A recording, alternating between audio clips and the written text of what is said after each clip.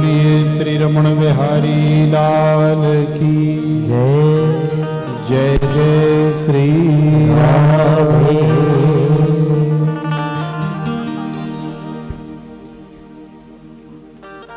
श्रीमद् भागवत कथा अमृत वर्षा का ये प्रथम दिवस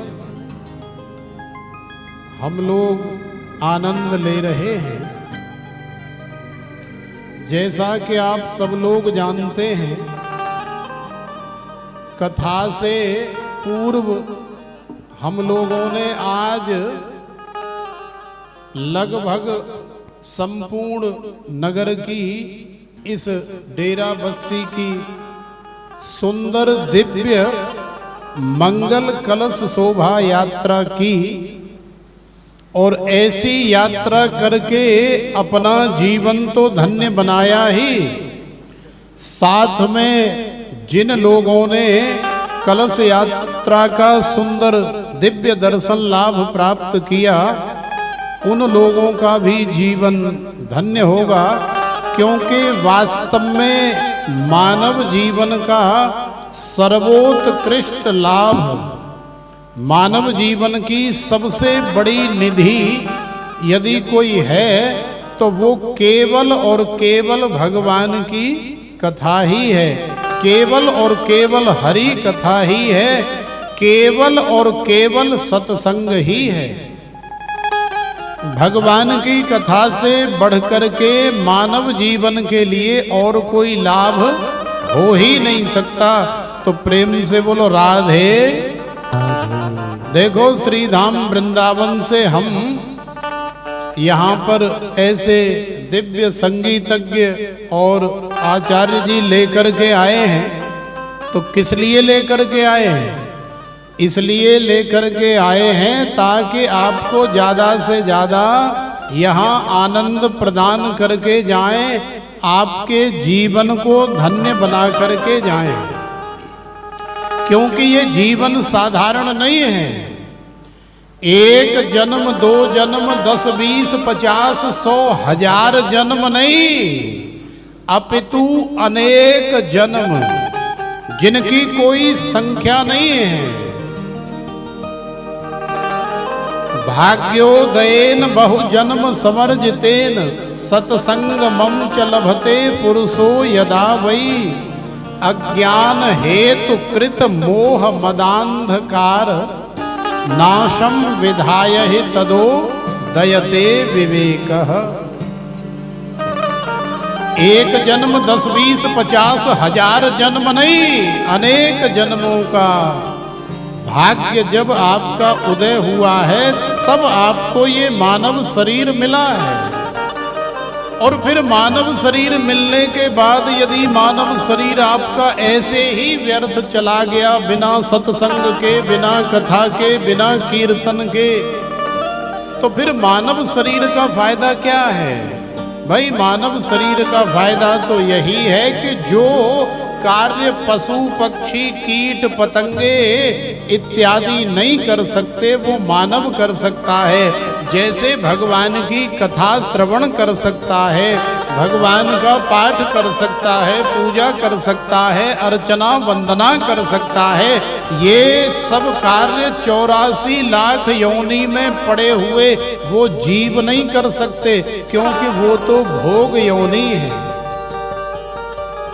तो यदि आपको ये मानव शरीर मिला है तो इस मानव शरीर का लाभ आपको हम यहाँ प्रदान करने आए हैं। इसलिए आप सभी माता बहन भाई बंधु इस मानव शरीर को धन्य बनाने के लिए ज़्यादा से ज़्यादा संख्या में यहाँ पर उपस्थित होकर के कथा का श्रवण करें, अपने जीवन को धन्य बनाएं।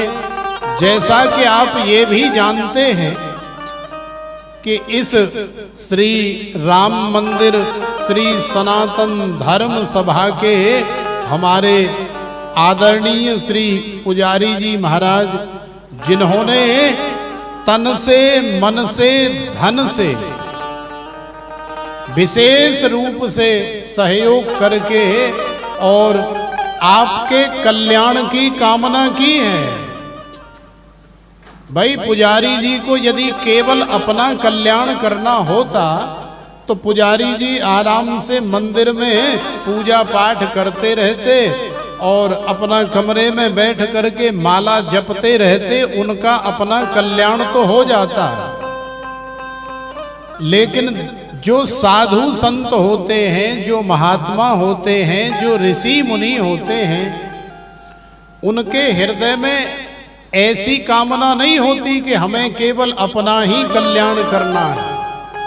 उनके हृदय में ऐसी कामना होती है कि सर्वे भवन्तु सुखिनः, सर्वे सन्तु निरामयाः, सर्वे भद्राणि पश्यन्तु मां कश्चित् दुख भाग भवेत्। माने केवल हमारा ही नहीं, सारे संसार का कल्याण हो, संपूर्ण सृष्टि का मंगल हो। तो कैसी अद्भुत कामना करी है हमारे आदरणीय श्री पुजारी जी महाराज ने, जो कि हमें श्री धाम वृंदावन से, श्री रमण रेती धाम से यहाँ डेरा बस्सी मोहाली चंडीगढ़ में बुला लिया। तो ये आप सबके कल्याण की ही तो कामना है, क्योंकि कथा से न जाने कितने हजारों लाखों करोड़ों जीवों का कल्याण होता है। भगवान की कथा जिसके कान में जाती है उसका कल्याण होता है। तो आज श्रीमद् भागवत के महात्म की हम लोग कथा श्रवण करें अति संक्षेप में, क्योंकि आज दिव्य मंगल कलश यात्रा की है तो विस्तार से कथा करने के लिए समय नहीं है। हम भी जानते हैं कि आप सब भी यहाँ कोई माता बहन 2 बजे की आई है, कोई 3 बजे की आई है और अभी लगभग 6:45 बज रहे हैं। तो काफी समय हो गया है मंगल कलश यात्रा में, लेकिन चूंकि ये अति आवश्यक है, आज प्रथम दिवस है तो कथा का शुभारंभ होना ही चाहिए। तो देखो श्रीमद् भागवत का शुभारंभ, श्री राम कथा का शुभारंभ, श्री शिव कथा का शुभारंभ, श्रीमद् देवी भागवत का शुभारंभ या अन्य किसी भी आध्यात्मिक भगवान की कथा का शुभारंभ हमारे यहाँ नैमी सारण्य की परम पावन भूमि से होता है, जहाँ पर 88,000 ऋषि मुनि विराजमान हैं और विराजमान होकर के वो 88,000 ऋषि मुनि अपने मन में विचार कर रहे हैं, आपस में वार्तालाप कर रहे हैं, एक दूसरे से विचार कर रहे हैं कि भाई हमारा कल्याण तो हो गया, हमारी पत्नी का भी कल्याण हो गया, हमारे बच्चों का भी कल्याण हो गया, लेकिन जब हम ध्यान लगा करके देखते हैं तो हमें ये संसार जो है अकल्याण को प्राप्त होता हुआ दिखाई दे रहा है। कैसे? अब जैसे हम लोग अपनी जीवन की दिनचर्या को देख लें, रात्रि को आकर के भोजन प्रसाद पाया और थोड़ी देर टीवी इत्यादि देख करके सो जाते हैं। सोने के बाद सुबह उठते हैं, उठ करके अपना नहाना धोना हुआ और जिनको ब्रेकफास्ट करने की आदत है वो कर लेते हैं, जिनको ले जाने की आदत है वो ले जाते हैं और फिर चले गए काम पे। दुकान करने वाला दुकान पर चला गया, मजदूरी करने वाला मजदूरी करने चला गया, बिजनेस ऑफिस में जाने वाला वो अपने दफ्तर ऑफिस में चला गया। इसी तरह से संपूर्ण दिन उसका व्यतीत हो जाता है और फिर रात्रि हो गई, फिर रात्रि हो गई तो फिर घर आया, फिर घर आकर के वही क्रम तो इसी तरह से संपूर्ण मानव जीवन व्यतीत हो जाता है और पता ही नहीं लगता है कि हम 60 वर्ष के कब हो गए। सरकारी नौकरी करने वालों को भी फुर्सत नहीं है। तो जब 88,000 ऋषि मुनियों ने ध्यान लगा करके देखा कि ये संसार तो अकल्याण को प्राप्त हो रहा है, लेकिन महात्माओं को महात्मा बोला ही इसलिए जाता है क्योंकि उनकी आत्मा इतनी महान होती है कि वो अपने कल्याण के साथ साथ में सारे संसार का कल्याण चाहते हैं, संपूर्ण विश्व के मंगल की कामना करते हैं। इसलिए उन्हें बोला जाता है कि ये आत्मा नहीं है, ये महात्मा है। अरे आत्मा तो हम और आप सब हैं ही, लेकिन ये पुरुष नहीं है। पुरुष और स्त्री तो हम आप सब हैं ही। अरे ये तो महापुरुष हैं, ये तो महात्मा हैं। क्यों? क्योंकि भगवान की कथा के माध्यम से, भजन बंदगी के माध्यम से, सेवा के माध्यम से ये हमारे ऊपर ऐसा उपकार करते हैं कि हमारा जीवन जो है धन्य हो जाता है, आनंद में लीन हो जाता है। इसलिए इन्हें महात्मा बोला जाता है। तो देखो, नैमिषारण्य की परम पावन भूमि पर ये 88,000 महात्मा बैठे हैं, 88,000 महापुरुष ऋषि मुनि बैठे हैं और संपूर्ण विश्व के मंगल की कामना कर रहे हैं। लेकिन समझ में नहीं आ रहा है कि ऐसा कौन सा उपाय करें, ऐसा कौन सा प्रबंध करें, ऐसा कौन सा विचार करें जिसके माध्यम से ये सारे संसार का कल्याण हो जाए। तो यदि आपके हृदय में किसी के शुभ की कामना है, किसी के मंगल की कामना है, तो फिर देखो भगवान भी आपकी मदद करते हैं। क्योंकि परहित बस जिनके मन माही, तिन कहूं जग दुर्लभ कछु नाही। श्री तुलसीदास जी ने कहा है कि परहित की भावना जिस स्त्री या जिस पुरुष के हृदय में वास करती है, वास्तव में उसके लिए संसार में कुछ भी दुर्लभ नहीं है, सब कुछ सुलभ है, सब कुछ बड़े आराम से प्राप्त हो जाता है। वो जैसा चाहे वैसा कर सकता है, क्योंकि उसके हृदय में दूसरे के मंगल की कामना वास कर रही है कि हे प्रभु, मैं तो जैसा हूं वैसा ठीक हूं, लेकिन हमारे पड़ोसी का मंगल करना, हमारी पड़ोसिन का ध्यान रखना, आप इसकी रक्षा करना, आप इसकी दिन दूनी रात चौगुनी तरक्की करना। क्या आपके मन में भी ऐसा भाव कभी आता है? क्यों मैया, सिर ते तुसी हिला रही हो? क्या अपने पड़ोसी के मंगल की कामना, क्या अपने पड़ोसी की दिन दूना रात चौगुनी तरक्की करे, बढ़िया बढ़िया खाए, बढ़िया बढ़िया पहने, बढ़िया इसका महल बंगला हो, 50-60 लाख की गाड़ी में चले? अब हम तो जैसे वैसे ठीक हैं, लेकिन हमारा पड़ोसी जो है खूब फले फूले आनंद में रहे, ऐसी कामना कभी किसी के हृदय में होती? ऐसा तो वास्तव में कोई बहुनाम जन्म नामन्ते ज्ञानवान माम प्रपद्यते वासुदेवः सर्वम इति स महात्मा सुदुर्लभ। ऐसा महात्मा तो कई कई जन्म लेने के बाद कोई एक होता है, न जाने कितने लाख वर्षों में, जिसके हृदय में ऐसी कामना होती है। अन्यथा हम लोगों के हृदय में तो ऐसी होती है कि कहाँ ये 5 साल पहले आकर के इसने यहाँ हमारी बगल में प्लॉट खरीदा और हम तो अभी देखो उसी मकान को बनाए बैठे हैं और वही 8 लाख वाली गाड़ी को चला रहे हैं। बंदे ने आकर के 1.5 करोड़ की तो कोठी ठोक ली, बढ़िया दुकान बना ली और 45 लाख रुपए की फॉर्च्यूनर लेकर के आया है।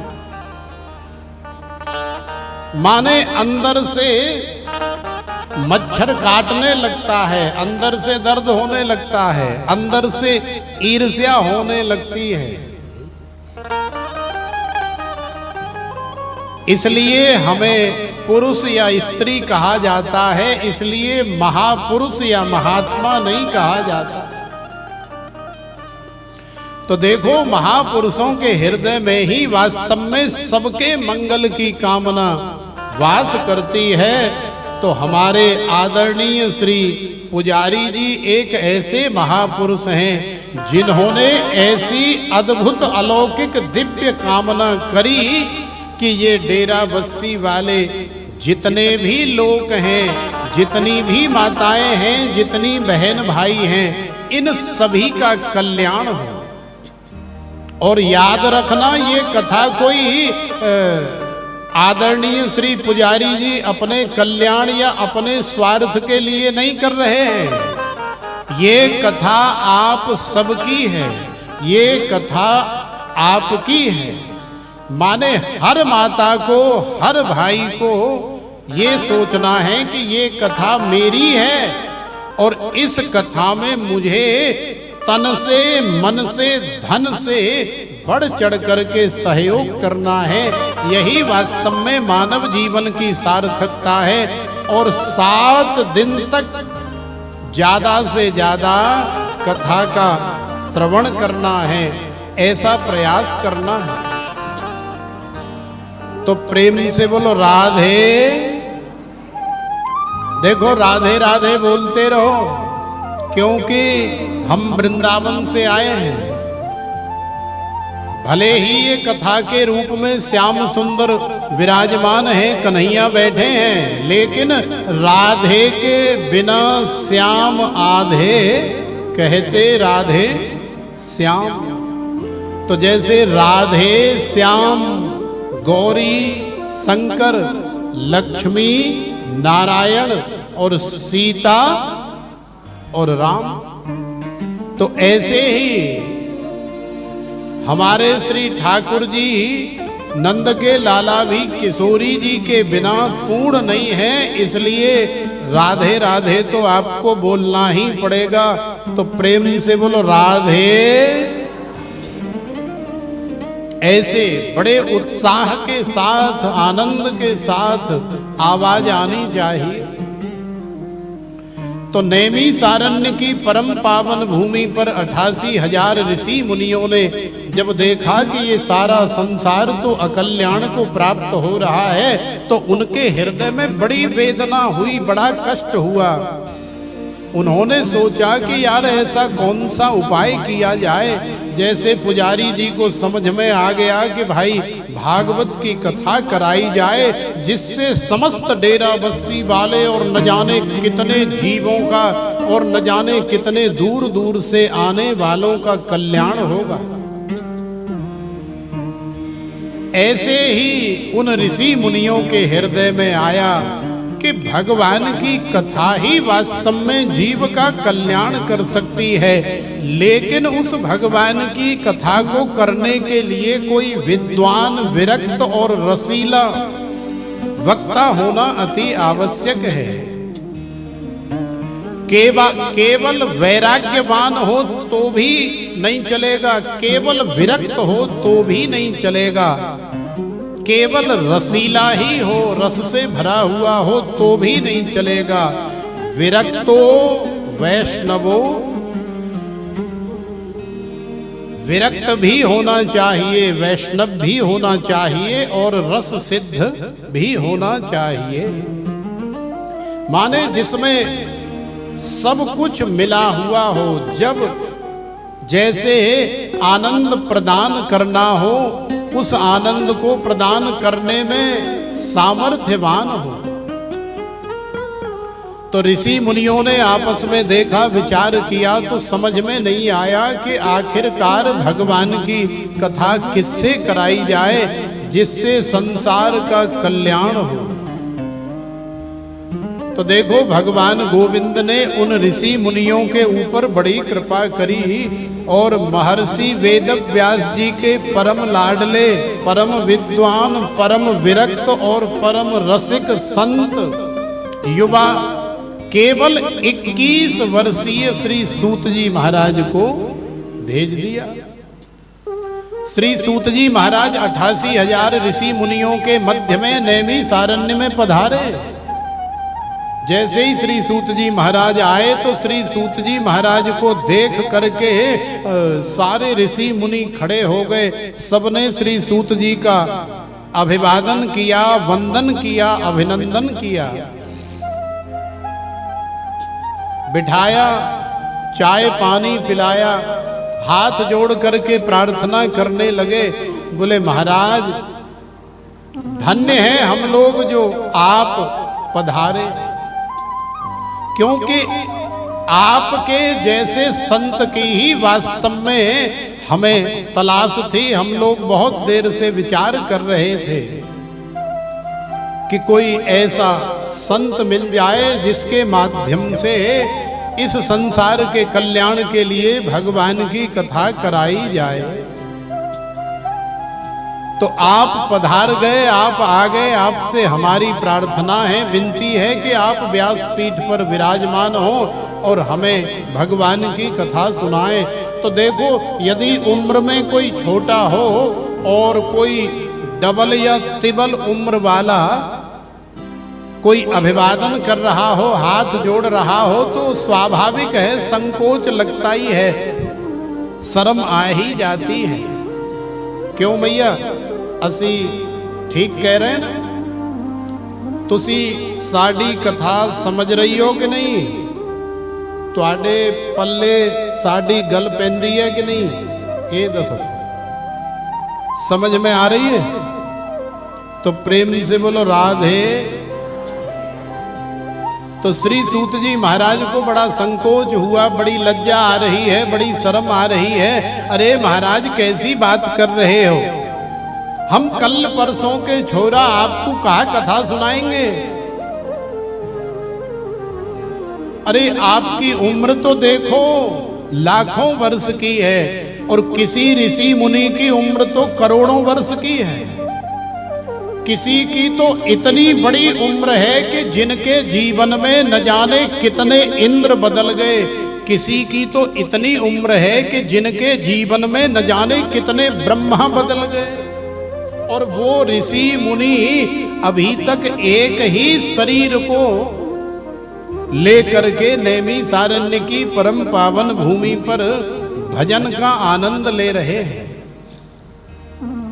तो महाराज हम आपको कहा भगवान की कथा सुनाएंगे? आप तो स्वयं सिद्ध संत हैं, बड़े बड़े महापुरुष हैं। हमें तो जाई बात में बड़ी लाज शर्म आ रही है कि आप हमें देख करके ठाड़े है गए, आप हाथ जोड़ करके हमारे सामने ठाड़े हो।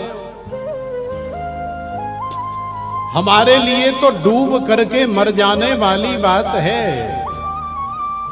तो देखो ऋषि मुनियों ने श्री सूत जी महाराज को समझाया, जैसे हमें पूज्य श्री पुजारी जी ने समझाया। हमने निवेदन किया श्री पुजारी जी से, मैंने कहा महाराज जी आप बहुत बढ़िया कथा करते हैं, नित्य मंदिर में बैठ करके माता बहनों को श्रवण कराते हैं, हम लाइव देखते हैं, यूट्यूब में भजन भी सुनते हैं और शिव पुराण की कथा, श्री राम कथा और आध्यात्मिक प्रवचन इत्यादि जो पुजारी जी करते हैं वो भी वहीं वृंदावन में बैठे बैठे देखते हैं और सुनते हैं। तो हमने कहा आप बहुत अच्छी कथा करते हैं। तो बोले नहीं महाराज हम तो जैसे करते हैं वैसे करते ही हैं, लेकिन हमारी इच्छा है कि आप आकर के कथा करें तो हमारे नगर वासियों का मंगल होगा, कल्याण होगा। तो देखो ऐसे महापुरुष, ऐसे तेजस्वी, तपस्वी, यशस्वी, मनस्वी, जिन्होंने लोक कल्याण के लिए अपना संपूर्ण जीवन न्योछावर कर दिया हो, बहुत कम मिलते हैं। बहूनाम जन्म नामन्ते ज्ञानवान माम प्रपद्यते, वासुदेवः सर्वम इति स महात्मा सुदुर्लभः। भगवान गोविंद, भगवान वासुदेव तो सर्वत्र हैं, कण कण में व्याप्त हैं। कहीं भी बैठ जाओगे वहीं से प्रकट हो जाएंगे। लेकिन ऐसे महापुरुष वो बड़े परिश्रम से ढूंढने के बाद ही हमें प्राप्त होते हैं।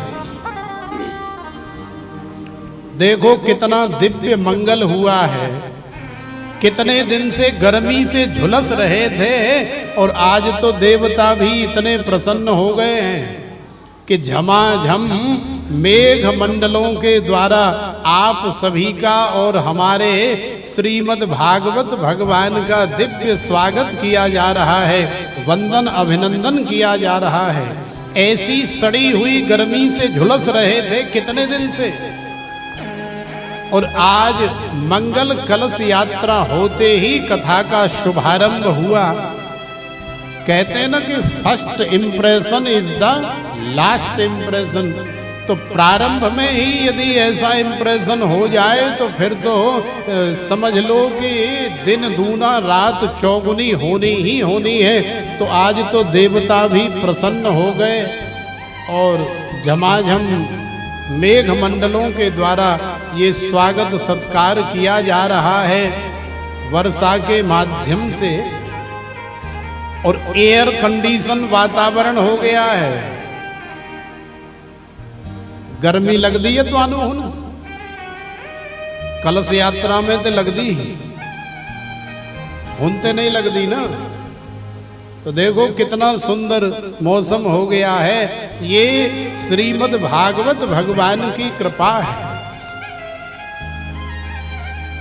श्री सूत जी महाराज से निवेदन कर रहे हैं, महाराज हमें आप भगवान की कथा सुनाओ, और समझा भी रहे हैं कि आपको शर्माने की आवश्यकता नहीं है, क्योंकि धन वृद्धा, बल वृद्धा, आयु वृद्धास्तथैव च ते सर्वेपि ज्ञान वृद्धाश्च किंकिरा शिष्य किंकिरा।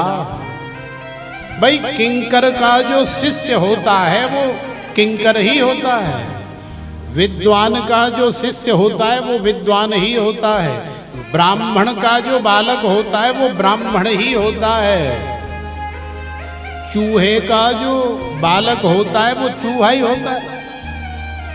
चूहा बिल्ली तो नहीं बन जाएगा ना, और बिल्ली का जो बालक है वो बिल्ली ही बनेगा।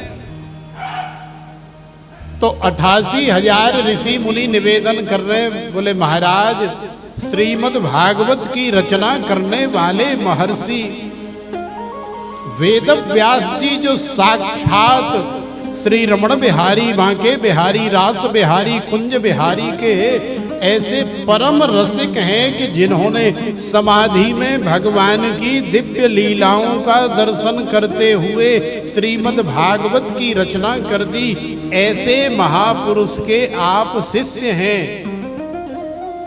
तो आपके माध्यम से यदि भगवान की कथा का श्रवण हो जाए तो निश्चित रूप से कल्याण होगा। देखो महाराज हम आपको एक बात बताएं, संसार में धन वृद्धा, अरे कोई थोड़ा सा धन में बड़ा होता है, कोई थोड़ा सा बाहुबल में बड़ा होता है, कोई पहलवान होता है। बल वृद्धा, रुपए पैसे का भी बल होता है। अरे कोई थोड़ा सा उम्र में बड़ा होता है, कोई आयु में बड़ा होता है। आयु वृद्धा तथैव च, और भी कई संसार में बड़े बड़े बड़े बड़े बड़े बड़े होते हैं, लेकिन आपसे निवेदन कर दें महाराज संसार में सबसे बड़ा तो वही होता है ते सर्वे ज्ञान वृद्धास्त, जिसके पास अपना कल्याण करने का और हजारों लाखों जीवों का कल्याण करने का ज्ञान है, सामर्थ्य है, वही वास्तव में संसार में बड़ा होता है। हमारी दृष्टि में तो हम ऐसा मानते हैं कि आप अपना कल्याण तो कर ही चुके हैं, लेकिन महाराज आपके अंदर ऐसी सामर्थ्य है, आपके अंदर ऐसी ऊर्जा है कि आपके माध्यम से हजारों लाखों जीवों का कल्याण होगा, इसलिए देर न करें। तो जैसे श्री हमारे पुजारी जी ने हमें श्री धाम वृंदावन से श्री रमण रेती धाम से खींच करके बुला लिया और पकड़ करके इस व्यास पीठ पर बिठा दिया, ऐसे ही उन 88,000 ऋषि मुनियों ने श्री सूत जी महाराज को पकड़ा और एक बड़ी सुंदर ऐसे ही व्यास पीठ बनाई और उस व्यास पीठ पर श्रीमद् भागवत भगवान को विराजमान किया। श्रीमद् भागवत भगवान को विराजमान करके और श्री सूत जी महाराज को विराजमान कर दिया, बिठा दिया और ऐसे ही बैठ गए जैसे आप सभी माता भाई बहन बंधु बैठे हैं। आनंद आ रहा है कि नहीं? सिर कम हिल रहे हैं, समझ में आ रही है कि नहीं? तो प्रेम से बोलो राधे। अब श्री सूत जी महाराज ने देखा कि जब व्यास पीठ पर बैठ गए तो फिर अब काहे की शर्म, भाई जब घोड़ी चढ़ गए तो फिर अब तो ब्याह के लानी पड़ेगी, जैसे मर्जी उसे झेलो। अब जब तक घोड़ी नहीं चढ़े तब तक तो ठीक है, ऑप्शन है कि चलो भाग जाएं, कोई छोड़ छाड़ करके घर द्वार बाबा जी बन जाएं, फक्कड़ लक्कड़ बन जाएं, कहीं जंगल झाड़ी में चले जाएं। लेकिन अब सहरा बांध लिया और घोड़ी में बैठ गए तो अब तो लेके आने ही पड़ेगी। अब तो फिर वो वाली बात हो जाएगी कि व्यास पीठ पर बैठ करके और जिसने करी शर्म तो वाके फूटे करम। तो शर्म करवे की नेको जरूरत ना है। श्री सूत जी महाराज ने बड़ा प्रसन्न हो करके और ऋषि मुनियों से कहा कि देखो सोनकादि ऋषियों, देखो सोनक हैं आदि में जिनके ऐसे सोनकादि 88,000 ऋषि मुनि। सोनक जी मुख्य श्रोता हैं, जैसे पूज्य पुजारी जी मुख्य श्रोता हैं और उनके पीछे दाएं बाएं 88,000 ऋषि मुनि हैं आपकी तरह। तो श्री सूत जी महाराज कथा प्रारंभ करने से पहले या भगवान की कथा सुनाने से पहले भगवान के स्वरूप का दिव्य दर्शन कर रहे हैं अपने हृदय में। भगवान के स्वरूप का दिव्य दर्शन करते हुए भगवान के स्वरूप का वर्णन कर रहे हैं, भगवान को प्रणाम कर रहे हैं और हमें भी समझाने का प्रयास कर रहे हैं।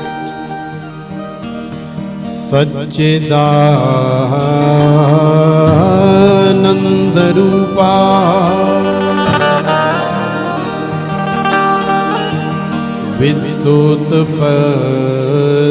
विश्वोत्पत्त्यादि हेतवे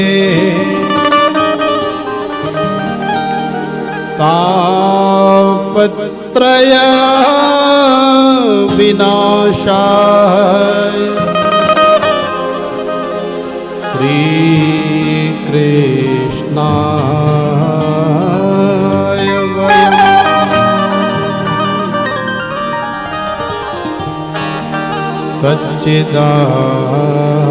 सच्चिदानंद रूपा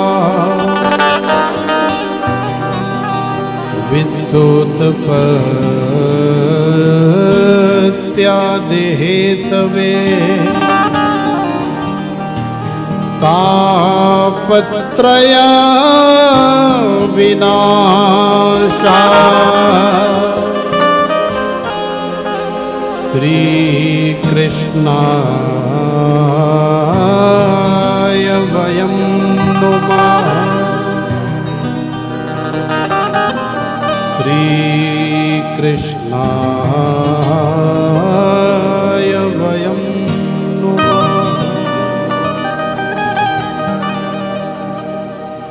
तो देखो कैसा है मेरे गोविंद का स्वरूप।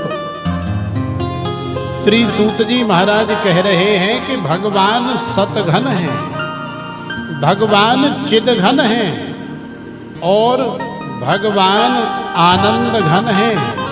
सतघन चिदघन आनंद घन भगवान बांके बिहारी, रमण बिहारी, रास बिहारी, कुंज बिहारी, छैल बिहारी हैं। अब विचार कर रहे होंगे कि भाई ये सत क्या होता है। तो देखो अति संक्षेप में बता दें कि त्रिकाला बाधित्वम सत्यत्वम। सत माने सत्य। कैसा सत्य? क्या संसार में जो हमें दिखाई दे रहा है ऐसा सत्य? ऐसा सत्य नहीं, क्योंकि न तो संसार सत्य है और ना ही संसार में जो कुछ है वो सत्य है। जो आज दिखाई दे रहा है वो कुछ वर्षों बाद दिखाई नहीं देगा। जो पहले दिखाई दे रहा था वो अब दिखाई नहीं दे रहा है।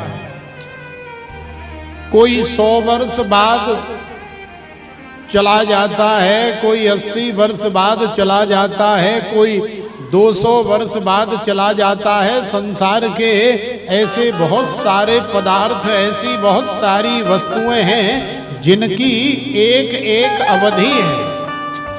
जैसे हमारी और तुम्हारी भी अवधि है। तो जैसे संसार सत्य नहीं है, ऐसे ही संसार में होने वाली हर वस्तु पदार्थ भी सत्य नहीं है। सत्य क्या है? तो सत्य है जिसकी तीनों कालों में सत्ता हो। 3 काल कौन कौन से? तो 3 काल माने भूत, भविष्य और वर्तमान। अब जाई बात है यदि अंग्रेजी वालों के तो प्रेजेंट, पास्ट और फ्यूचर। और यही बात है यदि तुसी पंजाबी भाषा में समझो या कहो तो क्या कहेंगे? सवेरे, दोपहरी ते शामी 3 काल होते। और यदि ब्रज भाषा में कहें तो धोताएं, दोपहर और सांझ को। तो ये तीनों कालों में जिसकी सत्ता जो है विद्यमान हो वही वास्तव में सत्य है। अन्यथा कोई चीज धोताएं दिखाई दे रही है, कोई दोपहर को दिखाई दे रही है, कोई सांझ को दिखाई दे रही है, तो वो सत्य नहीं है। सत्य वो है जिसकी सत्ता तीनों कालों में अहरनिश समान रूप से हमेशा हमेशा विद्यमान रहे, दिखाई देती रहे, महसूस होती रहे, हमारे अनुभव में आती रहे। वही वास्तव में सत्य है। तो ऐसा क्या है संसार में? तो देखो ऐसा तो केवल और केवल गोविंद है। श्रीमद् भागवत भगवान है। भगवान और भगवान की कथा ही है जिसकी तीनों कालों में सत्ता जो है विद्यमान है। तो भगवान ही सतघन है, भगवान ही चिदघन है। अब रात्रि हो जाती है तो रात्रि में चाहे तुम कितनी भी हैलोजन लगा लो, कितनी भी एलईडी लगा लो, कितने भी बल्ब जला लो, कितने भी हंडा जला लो, लेकिन सारे संसार को आप प्रकाशित नहीं कर सकते। एक हॉल को चमका सकते हैं, अपने बेडरूम को चमका सकते हैं, अपने घर को चमका सकते हैं संसार की लाइट से, आर्टिफिशियल कृत्रिम प्रकाश से। लेकिन यदि आप चाहो कि सारे संसार को चमका दें, गली गली मोहल्ले मोहल्ले, जंगल में, मंगल में, पहाड़ों में, सब जगह लाइट लगा दें, सारा संसार जगमगा जाएगा, तो ऐसा करना या ऐसा होना संभव नहीं है, असंभव है। तो भैया संभव कैसे होगा? तो देखो, रात्रि के बाद जब भगवान सूर्य नारायण, भगवान गोविंद उदय होते हैं, तो फिर संसार की किसी भी ऊर्जा की, किसी भी प्रकाश की आवश्यकता नहीं होती। सारा संसार भगवान सूर्य नारायण के प्रकाश से प्रकाशित हो जाता है, जगमगा जाता है और प्रकाश से भर जाता है। तो ऐसा तेज, ऐसा प्रकाश प्रदान करने की सामर्थ्य तो केवल और केवल भगवान श्रीमन नारायण में ही है, भगवान गोविंद में ही है, श्रीमद् भागवत भगवान में ही है। तो तेजमय माने चिद स्वरूप भी भगवान गोविंद ही है। कैसे हैं भगवान? सतघन, चिदघन, आनंद घन। तो सतघन भी भगवान है, चिदघन भी भगवान है, और आनंद की परिभाषा हमें कहीं बाहर सुनने को या बाहर पढ़ने को या देखने को नहीं मिलेगी। हम अपने निजी जीवन में आनंद को अनुभव करते हैं। जैसे अभी आपको आनंद आ रहा है, आ रहा है कि नहीं आ रहा है? आ रहा है। कहीं इदा ही तो नहीं कहती है मैनू झूठ मार दी हूं। आनंद आ रहा है कि नहीं? तो प्रेम से बोलो राधे।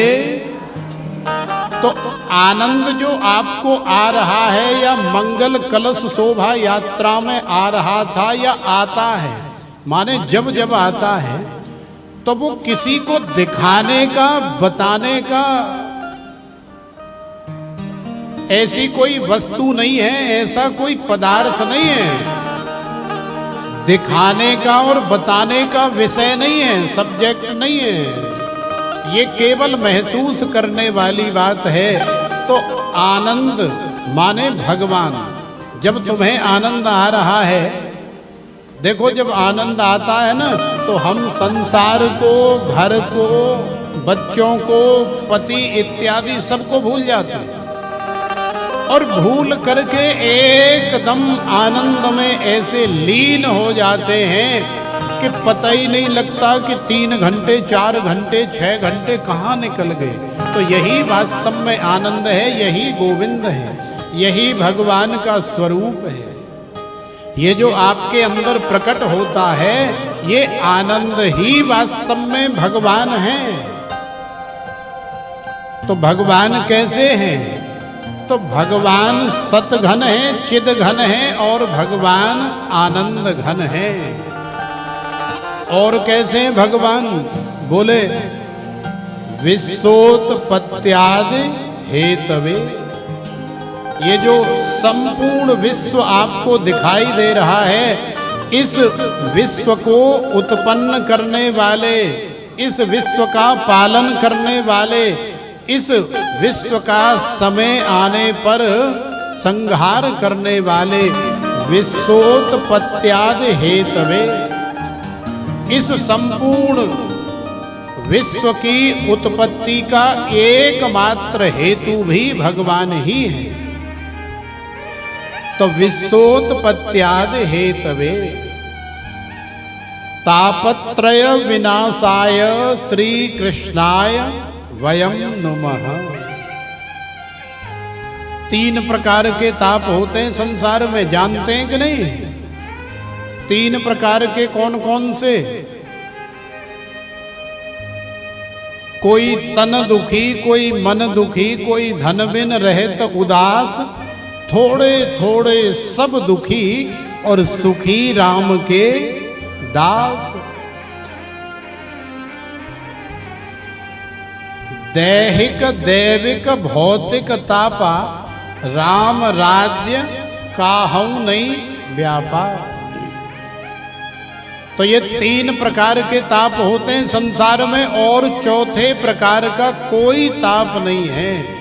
तो इन तीनों प्रकार के तापों को नष्ट ध्वस्त समाप्त माने इनका उन्मूलन, जड़ से उखाड़ करके फेंक देने की सामर्थ्य यदि किसी में है तो वो केवल और केवल भगवान की कथा या भगवान में ही है। तो कैसे भगवान और भगवान की कथा? तो बोले तापत्रय विनाशाय श्री कृष्णाय वयम नुमः।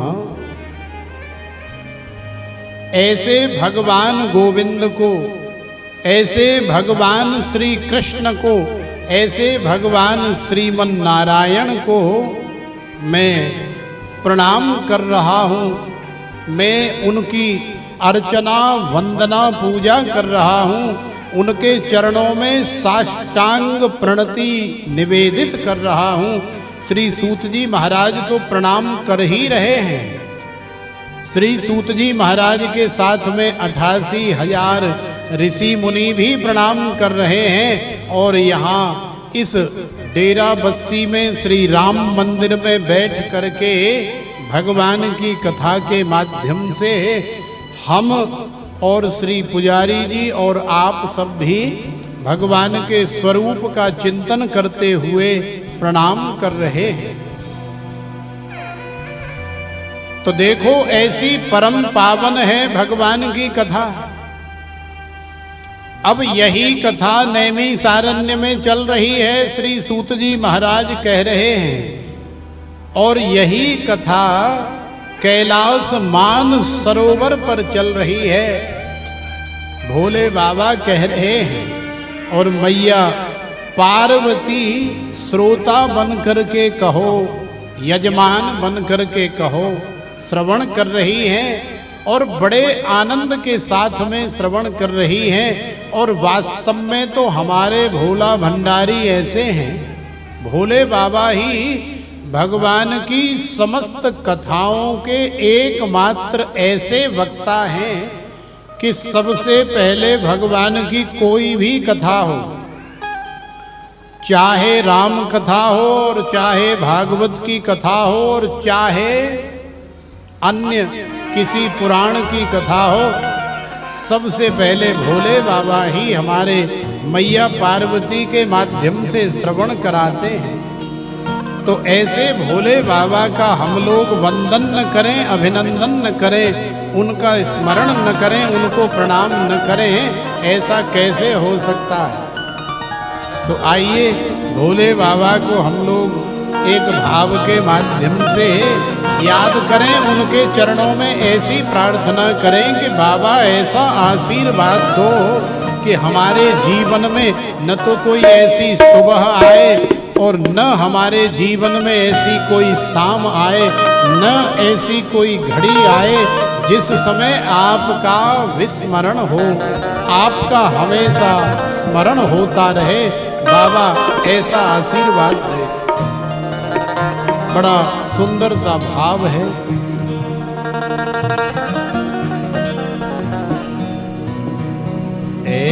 तो देखो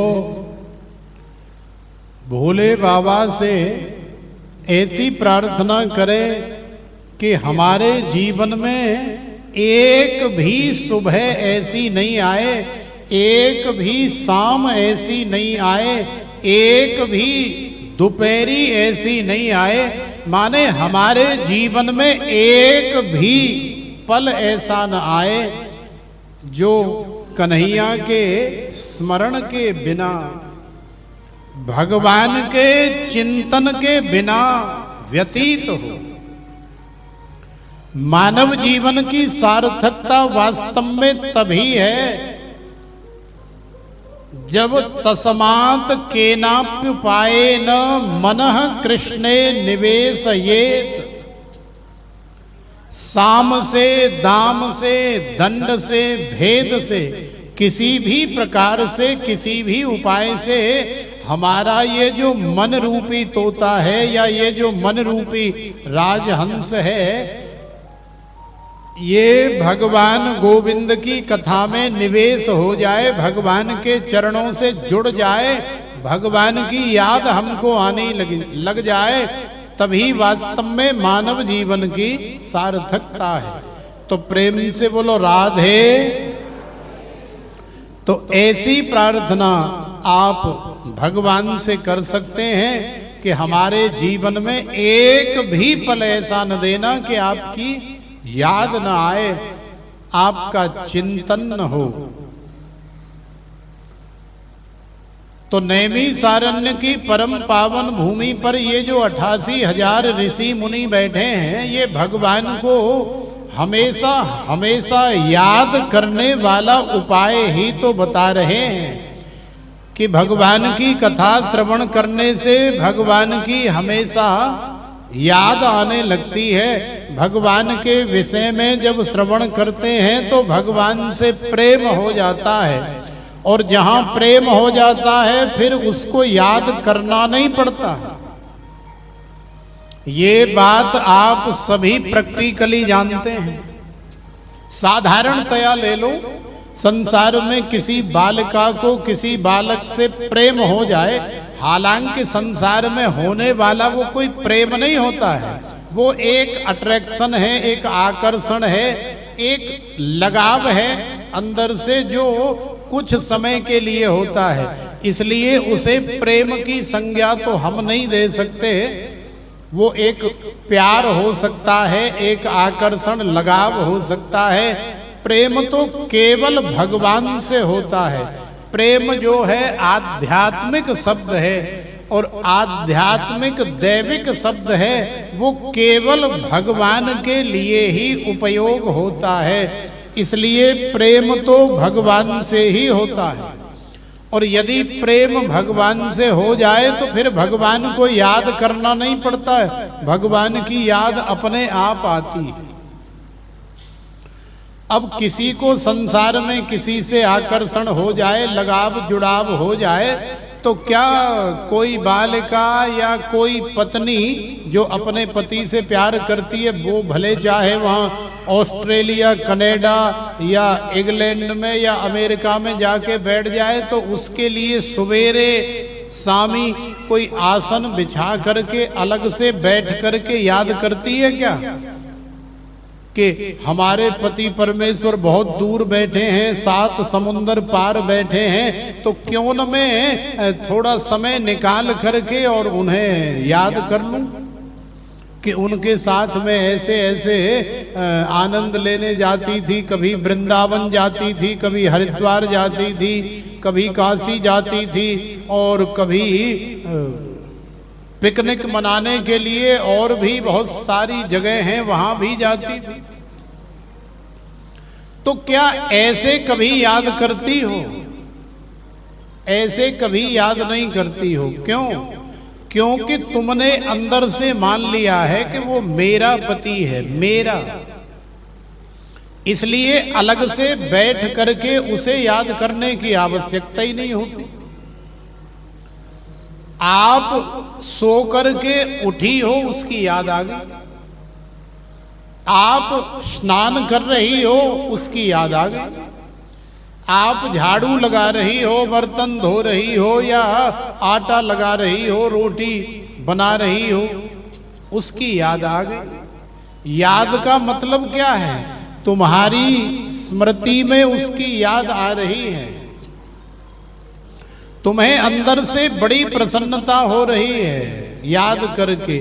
तो ऐसे ही जब तुम मान लोगी या मान लोगे कि भगवान मेरे पति हैं, भगवान मेरे भाई हैं, या भगवान मेरे सब कुछ हैं, त्वमेव माता च पिता त्वमेव, त्वमेव बंधुश्च सखा त्वमेव, त्वमेव विद्या द्रविणम त्वमेव, त्वमेव सर्वम मम देव देव। जब ऐसे मान लोगी कि भगवान ही मेरे वास्तव में अपने हैं और सब कुछ हैं, तो आपको अलग से भगवान को याद करने के लिए बैठने की आवश्यकता ही नहीं पड़ेगी। जैसे ब्रज की ब्रजांगनाओं को आसन लगा करके बैठ करके कन्हैया को याद करना नहीं पड़ता है। क्यों नहीं पड़ता है? क्योंकि ब्रजांगनाओं ने जान लिया है और मान लिया है कि कन्हैया हमारा है और हम कन्हैया की हैं। इसलिए ब्रजांगनाओं को कन्हैया की याद जो है हर समय आती है, हर कार्य करने में आती है। और ऐसे ही भगवान को भी ब्रजांगनाओं की याद आती है। तो तस्मात् केनाप्युपायेन मनः कृष्णे निवेशये। आप इस श्रीमद् भागवत की कथा के माध्यम से अपने मन का निवेश भगवान के अंदर करो, भगवान को अपने जीवन में अनुभूत करने का प्रयास करो। फिर देखो आपको कैसी सुंदर भगवान की याद आती है। फिर तुम्हारे ये जो तापत्रय हैं, 3 प्रकार के जो दुख हैं, दर्द हैं, क्लेश हैं, संकट हैं, हाय मैया मर गई, किन्ने दुख आ रहे हैं, एक जानता नहीं ते दूसरा तैयार रहता है। अभी एक दुख गया नहीं दूसरा आ गया। तो इस तरह के जो दुख हमारे जीवन में आते रहते हैं, इन सभी दुखों का निवारण तो केवल और केवल भगवान गोविंद की कथा से ही होता है। तो देखो 88,000 ऋषि मुनियों ने श्री सूत जी महाराज से निवेदन किया कि महाराज आप हमें भगवान की कोई ऐसी कथा सुनाओ, कोई ऐसा उपाय बताओ जिसके माध्यम से सहज ही संसार का और संसार के जीवों का कल्याण हो जाए, उद्धार हो जाए।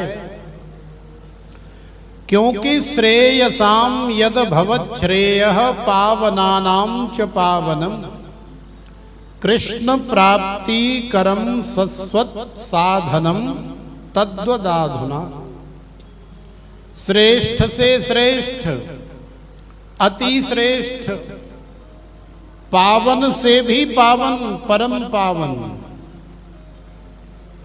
हमारे जीवन को धन्य बना देने वाली भगवान गोविंद की कथा, कृष्ण प्राप्ति करम सस्वत साधनम तद्वदाधुना।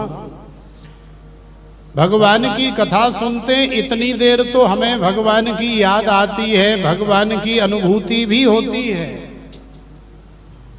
लेकिन जैसे ही कथा से गए तो ऐसे चले जाते हैं जैसे कोई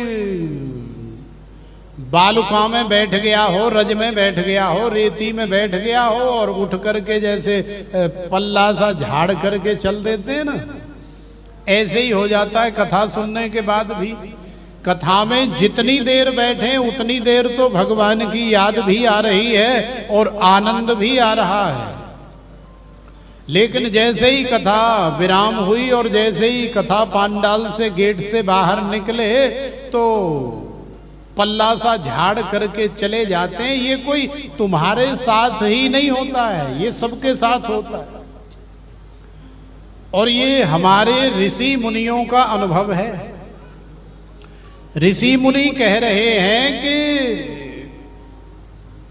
भगवान की याद कथा सुनते समय तो आती है, कृष्ण प्राप्ति करम सस्वत साधनम तद्वदाधुना। भगवान श्री कृष्ण हमें प्राप्त हैं, लेकिन उतनी देर ही प्राप्त हैं जितनी देर हम कीर्तन कर रहे हैं, जितनी देर हम कथा सुन रहे हैं, जितनी देर हम भजन कर रहे हैं, उतनी देर ही प्राप्त हैं। जैसे ही विराम लगा वैसे ही भगवान की विस्मृति हो जाती है। लेकिन महाराज हम आपसे निवेदन कर रहे हैं कि कोई ऐसा उपाय बताओ कि कृष्ण प्राप्ति करम सस्वत, माने सदा सर्वदा रहने वाली कन्हैया की प्राप्ति हमें हो जाए। चाहे दिन हो चाहे रात्रि हो, चाहे गा रहे हैं चाहे बैठे हैं, चाहे लेटे हैं चाहे कार्य कर रहे हैं, चाहे चल रहे हैं, कुछ भी कर रहे हैं, लेकिन भगवान गोविंद की याद हमें आती रहे, ऐसा कोई साधन बताओ, ऐसा कोई उपाय बताओ। क्योंकि आप जैसे महापुरुष चिंता मणिर्लोक सुखम सुरद्रुह स्वर्ग संपदम प्रयच्छति गुरु प्रीतो वैकुंठम योग दुर्लभम। हमारे आदरणीय श्री पुजारी जी महाराज जैसे महापुरुष यदि संसार में किसी को चिंता मणि नामक मणि प्राप्त हो जाए तो उस मणि के माध्यम से वो अपने जीवन की सांसारिक समस्त चिंताओं का नाश कर सकता है। बड़ी बात नहीं है, कर सकता है भाई। उसके पास चिंता मणि है, जैसे किसी के पास पारस मणि। अब पारस मणि का स्वभाव है, उस पारस मणि से जो लोहा स्पर्श होगा तो वो लोहा भी सोना हो जाएगा। तो ऐसे ही कल्प वृक्ष का स्वभाव है। उस कल्प वृक्ष के नीचे बैठ करके आप जैसी कामना करोगी या करोगे तो आपकी कामना भी पूर्ण हो जाएगी, सिद्ध हो जाएगी, काम बन जाएगा। ऐसे ही ये श्रीमद् भागवत की जो कथा है ये कल्प वृक्ष है। निगम कल्प तरोर गलितम फलम शुक मुखाद मृत द्रव संयुतम पिबत भागवतम रसम आलयम मुहुरहो रसिका भुवि भावुका। ये निगम रूपी माने वेद रूपी जो कल्प वृक्ष है, इस कल्प वृक्ष की छत्र छाया में बैठ करके श्रवण करने से आपके जीवन की बहुत सारी समस्याओं का समाधान हो जाता है और हमारे हृदय में उठने वाली बहुत सारी कामनाओं की पूर्ति हो जाती है, क्योंकि ये इसका सहज और स्वाभाविक स्वभाव है। तो प्रेम से बोलो राधे। अच्छा एक बात बताओ, कथा समझ में आ रही है कि नहीं आ रही है? तो प्रेम से बोलो राधे। तो देखो, यदि संसार में किसी को चिंतामणि मिल जाए तो चिंतामणि के माध्यम से वो अपने जीवन की सारी चिंताओं का नाश कर सकता है। लेकिन महाराज आपसे निवेदन कर दें, उस चिंतामणि के माध्यम से बहुत सारा दान धर्म सत्कर्म करके स्वर्ग इत्यादि की प्राप्ति भी कर सकता है। सुरद्रुह स्वर्ग संपदम, स्वर्ग में जाकर के बहुत सारे भोग विलास इत्यादि भी प्राप्त कर सकता है। लेकिन महाराज हमारा निवेदन ये है कि वो जीव उस चिंतामणि के माध्यम से यदि चाहे कि मुझे भगवान की प्राप्ति हो जाए, यदि चाहे कि मुझे कन्हैया की याद आनी शुरू हो जाए, यदि चाहे कि भगवान वैकुंठाधिपति भगवान गोविंद की प्राप्ति हो जाए, वैकुंठ की प्राप्ति हो जाए, तो महाराज संभव नहीं है।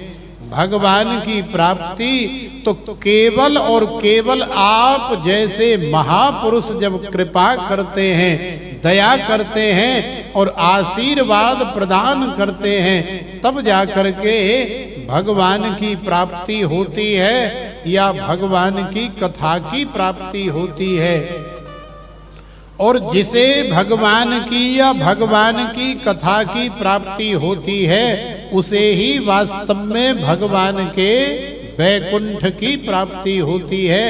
अन्यथा चिंतामणि नामक मणि को लेकर के तुम डोलते रहो, संसार की कामनाएं तो पूरी कर लोगे, लेकिन आपको भगवान की प्राप्ति या भगवान की अनुभूति होने वाली नहीं है। तो भगवान की प्राप्ति या भगवान की अनुभूति वास्तव में हमारे जीवन को सफल बनाती है और यही जीवन का आनंद है। तो जब ऐसा निवेदन किया 88,000 ऋषि मुनियों ने, तो श्री सूत जी महाराज ने कहा कि ठीक है भाई, अब हम आपको भगवान की कथा सुनाने जा रहे हैं, लेकिन आपसे निवेदन कर दें महाराज कि भगवान की कथा जो है सावधान होकर के श्रवण करनी चाहिए, सो करके श्रवण नहीं करनी चाहिए, तटस्थ सावधान होकर के श्रवण करनी चाहिए। कई माता तो ऐसी हैं कि जिनको घर में नींद की गोली लेकर के सोना पड़ता है रात को या दिन में भी, लेकिन भगवान की कथा में आकर के ऐसी शांति मिलती है, ऐसा आनंद मिलता है कि कथा सुनते सुनते और कब झपकी लग गई पता ही नहीं लगता। और ये आपकी बात नहीं है, मैया पार्वती भी सो गई थी, मैया पार्वती को भी तो झपकी लग गई। क्यों लग गई? अच्छा, एक विचार किया आपने कि नींद आदमी को कब आती है? भाई नींद तो तभी आती है जब माइंड में किसी प्रकार का कोई टेंशन न हो, हर तरह से एकदम शांत दिल दिमाग हो, आनंद हो, माने किसी प्रकार की कोई फिक्र नहीं हो, तो बिस्तर पे लेटते ही और तुरंत निद्रा देवी घेर लेती है। निद्रा समाधि स्थिति, यदि भगवान का स्मरण करते करते आप सो रहे हैं तो फिर वो नींद नहीं है, फिर वही नींद आपकी निद्रा समाधि स्थिति में परिवर्तित हो जाती है। माने वही नींद आपकी जो है समाधि बन जाती है, क्योंकि आप राम राम राम राम राम राम करते हुए सोए हैं, कृष्ण कृष्ण कृष्ण कृष्ण कहते हुए सोए हैं। इसलिए आप समझ लो कि समाधि में चले गए। तो सोते हुए भी भगवान को याद करते हैं।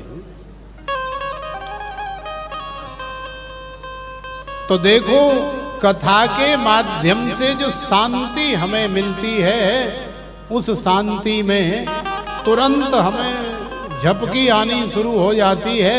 लेकिन प्रयास ये करना चाहिए कि सावधानतया शृणु, क्योंकि भगवान श्री राम जब मैया जानकी की खोज में और लंका के लिए जा रहे हैं, दंडकारण्य में खोज करते हुए, तो जैसा कि आप सब लोग जानते हैं, कथा बड़ी प्रचलित है कि भगवान श्री राम को सबरी के पास जाकर के दर्शन देने हैं। तो भगवान श्री राम दंडकारण्य में और सबरी के पास पधारते हैं, सबरी का जीवन धन्य बनाते हैं। और जब भगवान श्री राम आगे के लिए प्रस्थान करने की अनुमति मांगते हैं, तो सबरी हाथ जोड़ करके निवेदन करती है कि प्रभु, मेरे जीवन के कल्याण के लिए मुझे कोई उपदेश करके जाइए, मुझे कुछ मंत्र दे करके जाइए, कोई कथा सुना के जाइए, कोई ऐसा उपदेश करके जाइए जिससे मेरा जीवन धन्य हो जाए। तो देखो, भगवान श्री राम ने सबरी को बड़ा सुंदर उपदेश किया है नवधा भक्ति का। श्री तुलसीदास जी कह रहे हैं, नवधा भगति कहूँ तो हे पाही,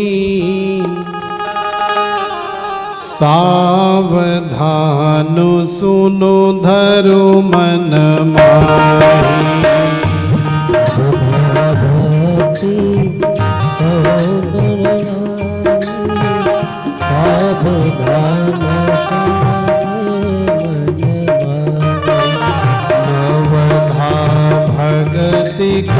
पाऊँ तो हे पाही, सावधान सुनो धरो मन माही।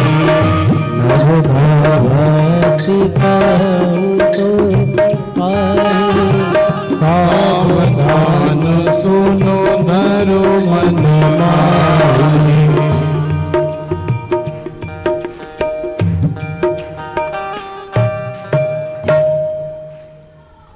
तो देखो भगवान श्री राम कह रहे हैं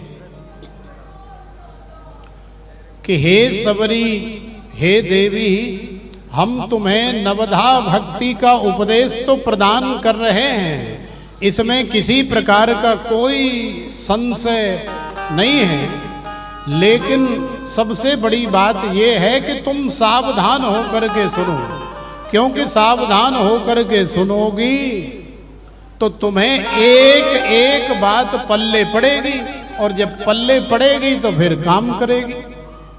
काम करेगी कि नहीं? भाई बीमार हो गए तुसी, मान लो सर्दी खांसी जुकाम बुखार हो गया, और डॉक्टर साहब के पास गए दवाई लेने गोली लेने के लिए, डॉक्टर ने आपको 3 खुराक बना करके दे दी और कह दिया कि जा करके कोसे पानी नाल अभी ले लेना, और फिर रात्रि को सोते समय ये वाली खुराक जो है दूध के साथ ले लेना। तो डॉक्टर के पास जा करके आप दिखा करके दवाई की गोलियां खुराक तो ले आए, लेकिन यदि आप सावधानी पूर्वक डॉक्टर के द्वारा दी गई उस दवाई को पेट में नहीं उतारे, माने मुख के द्वारा अंदर न ले जाएं, और केवल ऐसे दवाई ले करके और ऐसे मुख से लगा करके रख दें, बोले इतने से ही हम ठीक हो जाएंगे, तो क्या संभव है कि तुम्हारा सर्दी खांसी जुकाम बुखार ठीक होगा? संभव नहीं है। तो ऐसे ही ये भी मम कर्ण रसायनम, ये भी आपके जीवन का अद्भुत अलौकिक रसायन है, जो कानों के माध्यम से तुम्हारे जीवन में जाता है। तो एक डॉक्टर के द्वारा दी गई साधारण सी दवाई से जब हम उसे पेट में उतार देते हैं, तो 15-20 मिनट बाद जब गोली घुलती है तो उसका असर होता है। और अभी हम जो बहुत ज़्यादा जकड़ा हुआ सा, मकड़ा हुआ सा और टूटा हुआ सा फील कर रहे थे, अभी 20 मिनट बाद एकदम चुस्त और तंदुरुस्त महसूस कर रहे हैं। क्यों कर रहे हैं? क्योंकि हमने डॉक्टर के द्वारा दी गई मेडिसिन ले ली है। तो ऐसे ही कथा व्यास के माध्यम से दी गई ये रसायन भागवत कथा जब कान के माध्यम से हमारे जीवन में प्रवेश करती है, तो हमारे जीवन की भी बहुत सारी बीमारियां, बहुत सारे विकार, बहुत सारी कमियां दूर हो जाती हैं और जीवन आनंद से भर जाता है। तो प्रेम से बोलो राधे। तो देखो श्री सूत जी महाराज ने सावधान कर दिया, हम भी आपको सावधान कर रहे हैं। और भगवान की कथा सुनाने से पहले या सुनने से पहले इस संसार का ज्ञान होना अति आवश्यक है, क्योंकि जब तक संसार का ज्ञान नहीं होगा, संसार के बारे में भली भांति हम लोग नहीं जानेंगे, तब तक आनंद नहीं आएगा। तो एक नजर हम लोग संसार के ऊपर डालें तो श्री सूत जी महाराज ने संसार का ज्ञान कराया, समझाया। काल व्याल मुखग्रास त्रास निर्णास हेतवे श्रीमद्भागवतम शास्त्रम कलौ कीरेण भासितम् कलौ कीरेण भासितम् आया है सो जाएगा राजा रंक फकीर कोई सिंहासन चढ़ चला कोई बंधा जात जंजीर बंधा जात जंजीर जातस्य हि ध्रुवो मृत्यु ध्रुवं जन्म मृतस्य च तस्माद् परिहार्यर्थे न तो सोचितुमर्हसि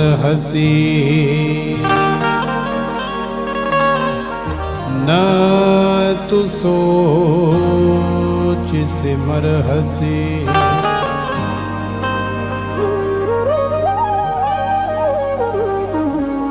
श्री सूत जी महाराज कह रहे हैं कि काल व्याल मुखग्रास त्रास निर्णास हेतवे।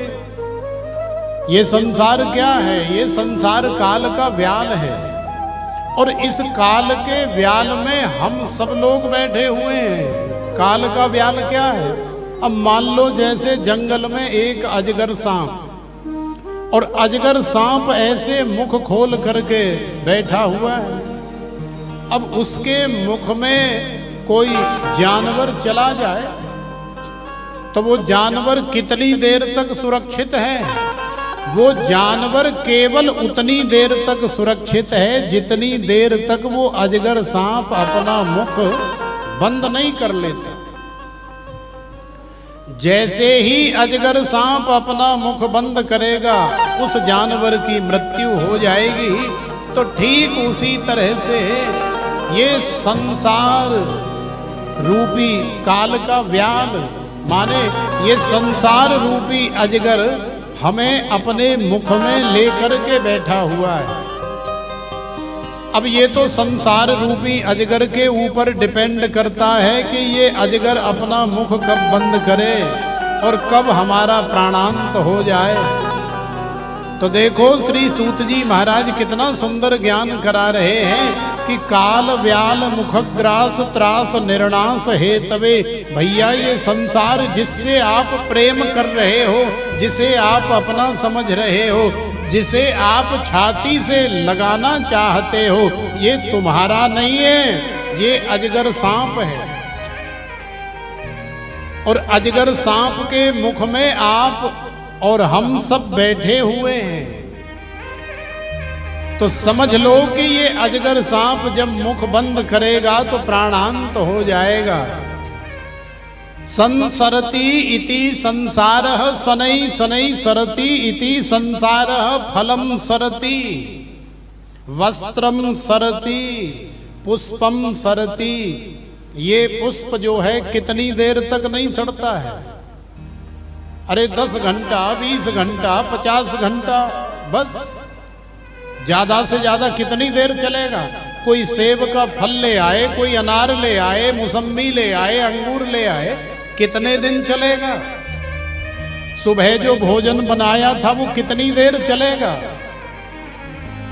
यह संसार में जो कुछ भी है वो चाहे खाद्य सामग्री है, चाहे वस्त्राभूषण है और चाहे मकान दुकान है, वो कितनी देर चलेगा?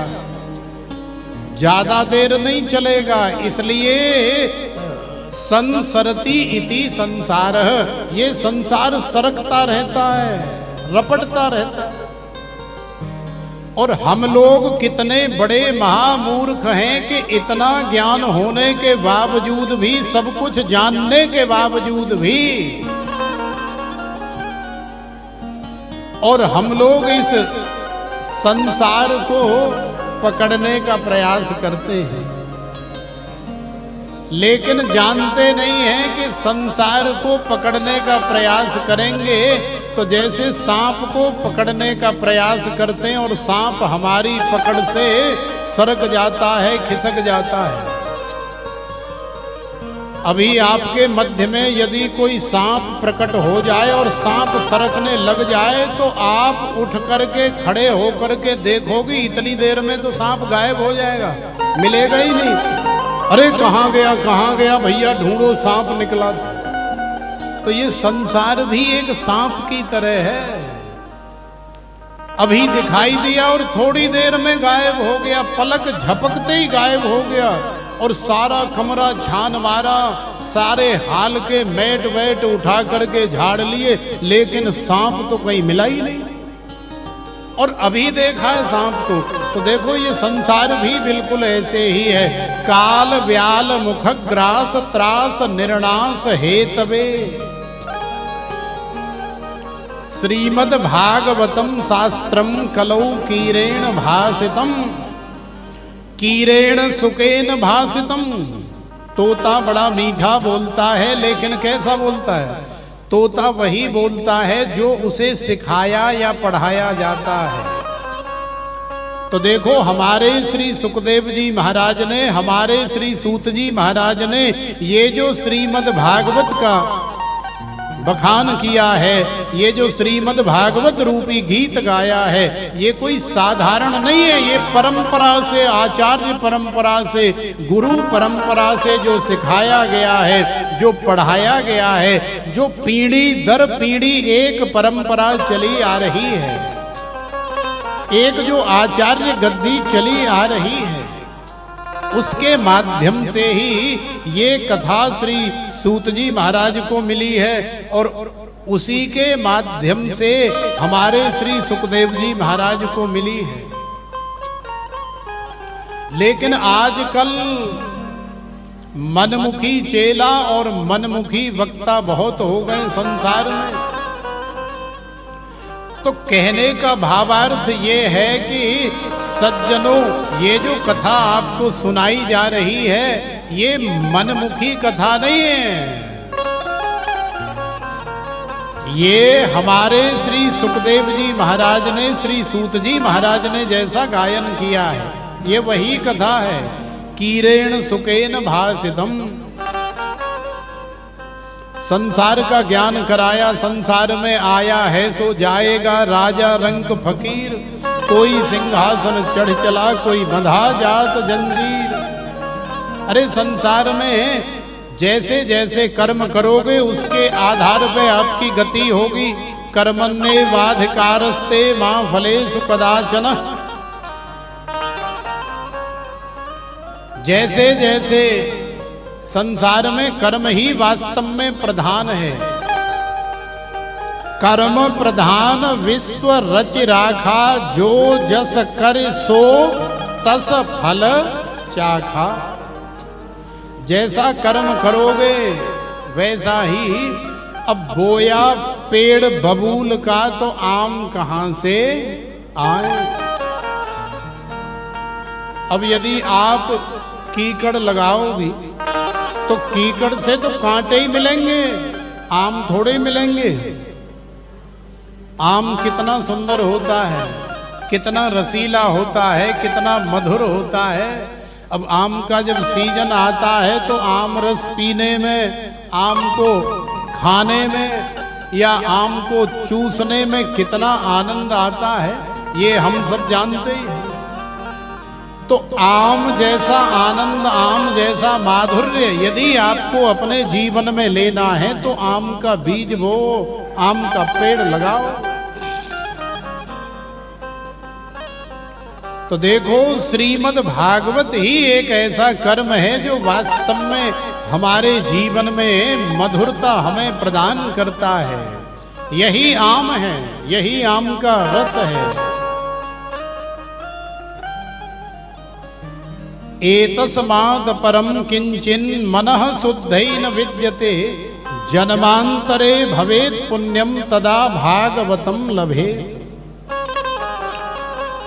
हमारे तन को तो नहा करके पवित्र किया जा सकता है, बढ़िया बढ़िया साबुन लगा करके, बढ़िया शैम्पू लगा करके और क्रीम पाउडर लगा करके बढ़िया सुगंधित भी बनाया जा सकता है, बढ़िया तेल लगा करके चिकना चुपड़ा भी बनाया जा सकता है।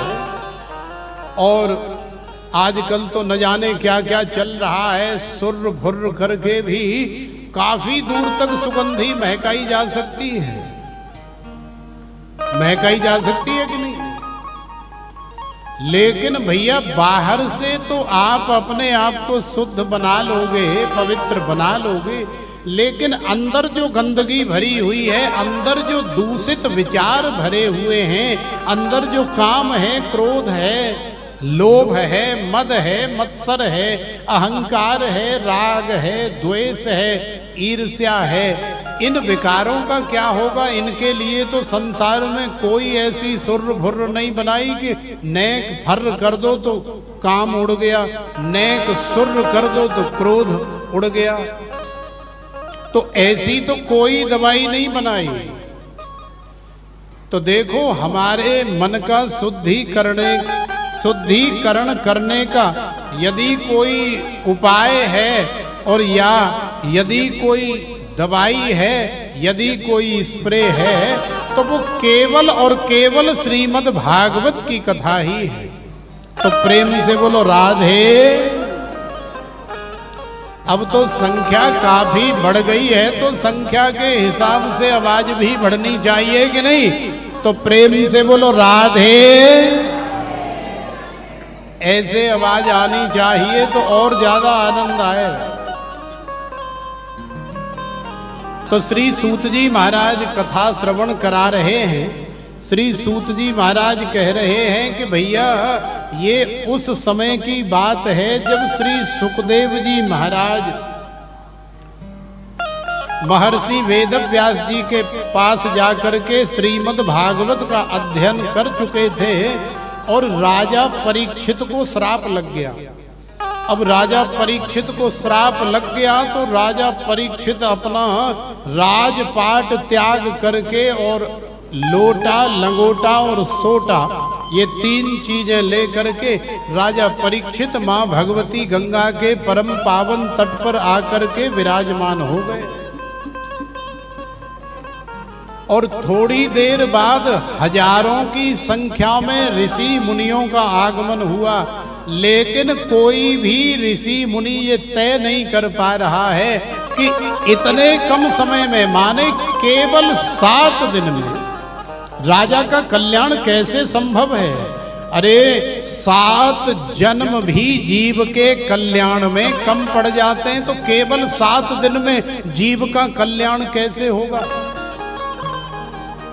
कोई तय नहीं कर पा रहा है, कोई गारंटी देने वाला नहीं है। इतनी देर में हमारे श्री सुखदेव जी महाराज का आगमन हो जाता है। श्री सुखदेव जी महाराज का आगमन हुआ तो श्री सुखदेव जी महाराज ने कथा प्रारंभ की। वही कथा श्री सूत जी महाराज सौनकादि ऋषियों को श्रवण करा रहे हैं।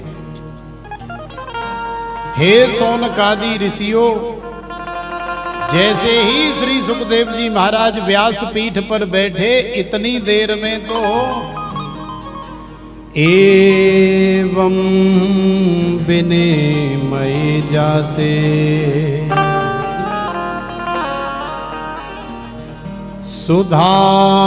सुधाराज्ञा प्रपीयता प्रपास्यामो वयं सर्वे श्रीमद्भागवतामृतम्।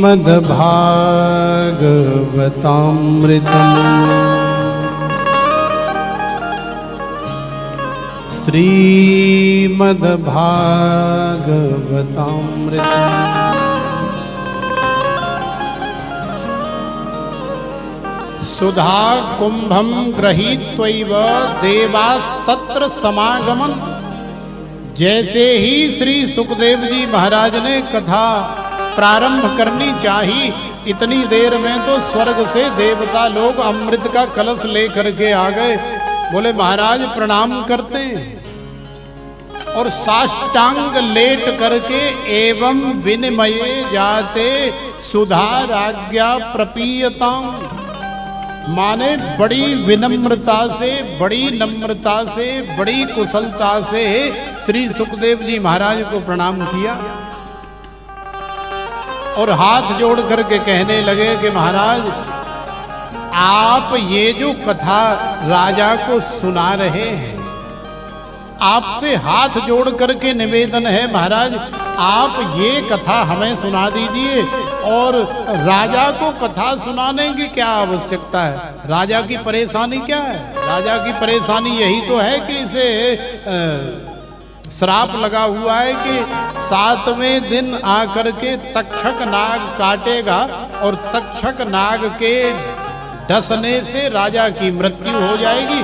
तो महाराज बिल्कुल चिंता करवेगी नहीं, कहूँ जरूरत ना है, हम दवाई संग लेकर के आए और ऐसा इंतजाम करके आए हैं कि एक तक्षक नहीं 1000 तक्षक भी राजा को एक साथ डंक मारेंगे तो भी महाराज राजा की मृत्यु नहीं होगी।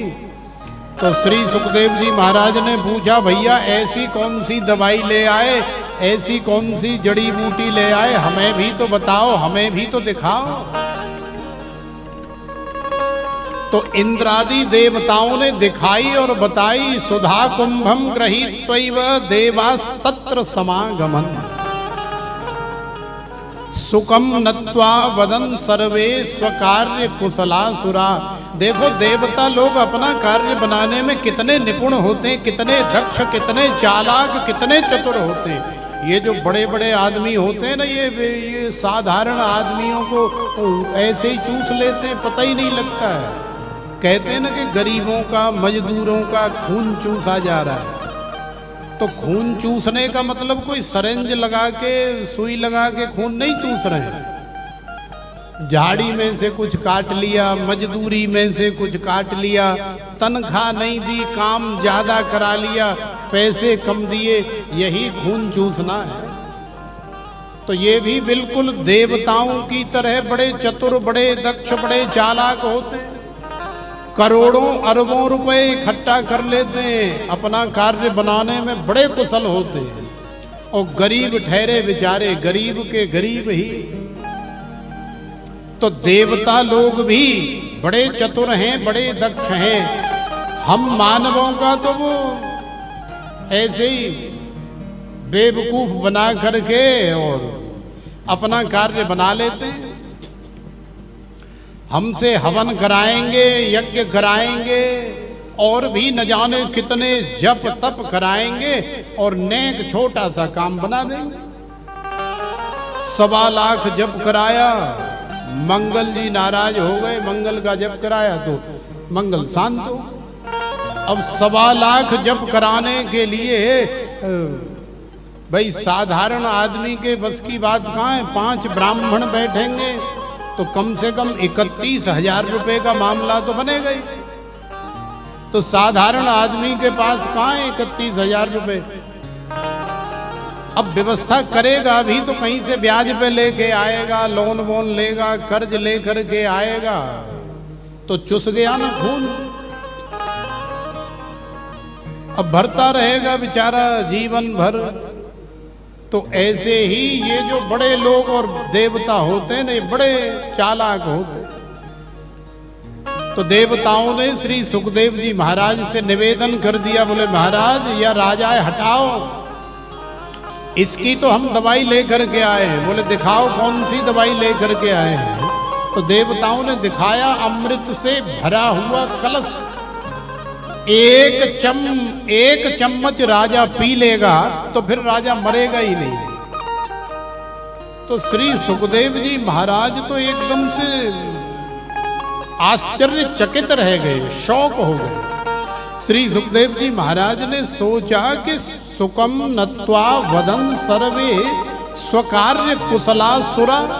भाई हर आदमी का अपना अपना स्वभाव होता है, ये बड़े लोगों का अपना स्वभाव है, बिच्छू का अपना स्वभाव होता है, सांप का अपना स्वभाव होता है, पैर पड़ेगा तो काटेगा ही, जबकि तुमसे कोई पर्सनल या प्राइवेट दुश्मनी नहीं है।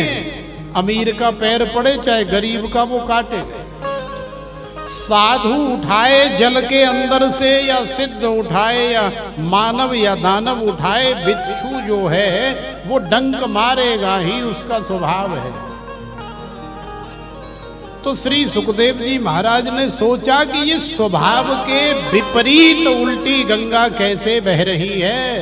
देवताओं का स्वभाव है चतुर चालाकी करना, और आज देवता लोग ऐसे दीनहीन होकर के, इतने विनयी होकर के प्रार्थना कर रहे हैं, महाराज हमें कथा सुनाओ। भाई जरूर कोई गड़बड़ी है, सावधान हो जाना चाहिए। श्री सुखदेव जी महाराज सावधान हो गए, आपको भी सावधान हो जाना चाहिए। कैसे? अब मान लो कोई दुकानदार है या कोई किसी कंपनी में तुम्हारा पड़ोसी इंश्योरेंस कंपनी है या कोई इन्वेस्टमेंट की कंपनी है, उसमें लग गया, तो वो तो अपनी 20,000 रुपये महीने की नौकरी कर ही रहा है, लेकिन आपके पास आया और आपके पास आकर के कह रहा है कि देखो बाबूराम जी, हम आपको बहुत बड़े फायदे की बात बता रहे हैं, तुसी इतना करो, ज्यादा नहीं, तुसी साड़ी कंपनी दे विच केवल 50,000 रुपए इन्वेस्टमेंट करो, फिर देखो तुसी 1 साल बाद ही तुहानू 1 लाख रुपए मिलने। माने इतना लोभ लालच देना, इतना ज्यादा आगे उसे अट्रैक्टिव करना।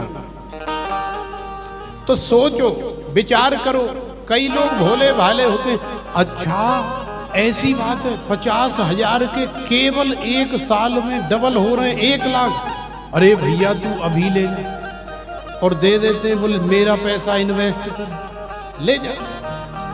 सोचो यदि ऐसा होता तो क्या वो 20,000 रुपए महीने की नौकरी करता वर्षों से? अरे वो तो कर्ज लेता किसी से 10 लाख इन्वेस्ट करके और 20 बनाता, 20 इन्वेस्ट करके 40 बनाता। तो संसार में ये जो तुम्हारा भला करने वाले या तुम्हें बहुत जल्दी करोड़पति बना देने वाले लोभ लालच दिए जाते हैं, वास्तव में ये सब ढकोसले होते हैं, इनमें कोई भारीपन नहीं होता, ये सब खोखले होते हैं, कोई दम नहीं होता है। तो श्री सुखदेव जी महाराज को देवताओं की तरफ से ये जो लोभ लालच दिया जा रहा है अमृत का, ये लोभ लालच कोई दमदार नहीं है। ठीक है, कंपनी अपनी जगह ब्याज दे रही है, एक अलग बात है, अमृत की अपनी एक अलग वैल्यू है। अमृत भी कोई साधारण चीज नहीं है। अरे जिस अमृत को पाने के लिए देवासुर संग्राम हुआ, और देवासुर संग्राम में आप जानते ही हैं कि कितने देवताओं के सिर फटे, कितने देवताओं के हाथ पैर टूटे, काने लंगड़े लूले भेड़े हो गए, बेचारे कितने मारे गए, काटे गए, कितने राक्षसों का संहार हुआ। तब जाकर के बड़ी मुश्किल से भगवान ने मोहिनी रूप धारण करके और देवताओं को अमृत पिला करके और अमृत का कलश जो है देवताओं को प्रदान किया। तो ये अमृत भी कोई साधारण नहीं है, स्वर्ग की सबसे बेशकीमती वस्तु या पदार्थ है जो साधारणतया प्राप्त नहीं हुआ है। लेकिन भैया हमारे गोविंद की कथा की अपनी अलग विशेषता है। अलग महिमा है, जो अमृत से भी अनंत गुना बढ़ चढ़ करके है, अमृत से भी बहुत ऊपर चढ़ करके है। इसलिए श्री सुखदेव जी महाराज ने देवताओं को फटकार लगाई, देवताओं को डांट दिया और देवताओं से कहने लगे, खबरदार जो एक शब्द भी अब आगे बेवकूफ बनाने की बात करी। क्व स्वधा क्व कथा लोके क्व काच क्व मणिर्महा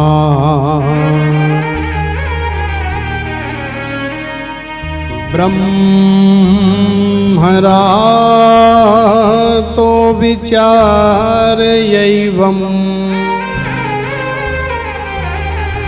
तदा देवाञ्जहासः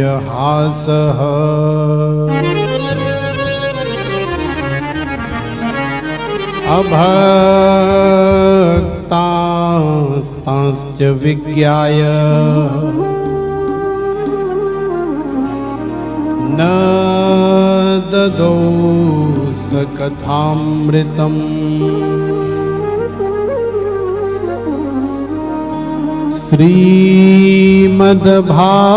श्रीमद्भागवती वार्ता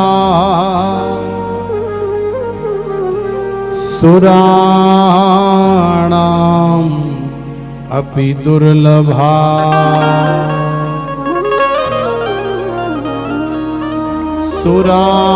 सुराणाम् अपि दुर्लभा। हे देवताओं, खबरदार जो एक शब्द भी आगे बोला, क्व स्वधा क्व कथा लोके, अरे कहां तुम्हारा ये जो स्वर्ग का सुधा अमृत क्व स्वधा, और कहां मेरे गोविंद की कथा इस लोक में, क्व स्वधा क्व कथा लोके।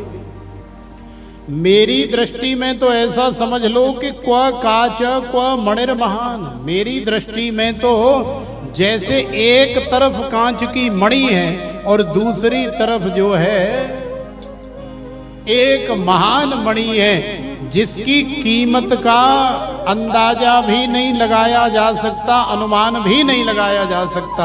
ऐसी महान मणि, मणिर्महान। तो आप भगवान की कथा से और ये स्वर्ग के अमृत की तुलना कर रहे हो, मैं इस बात से सहमत नहीं हूं।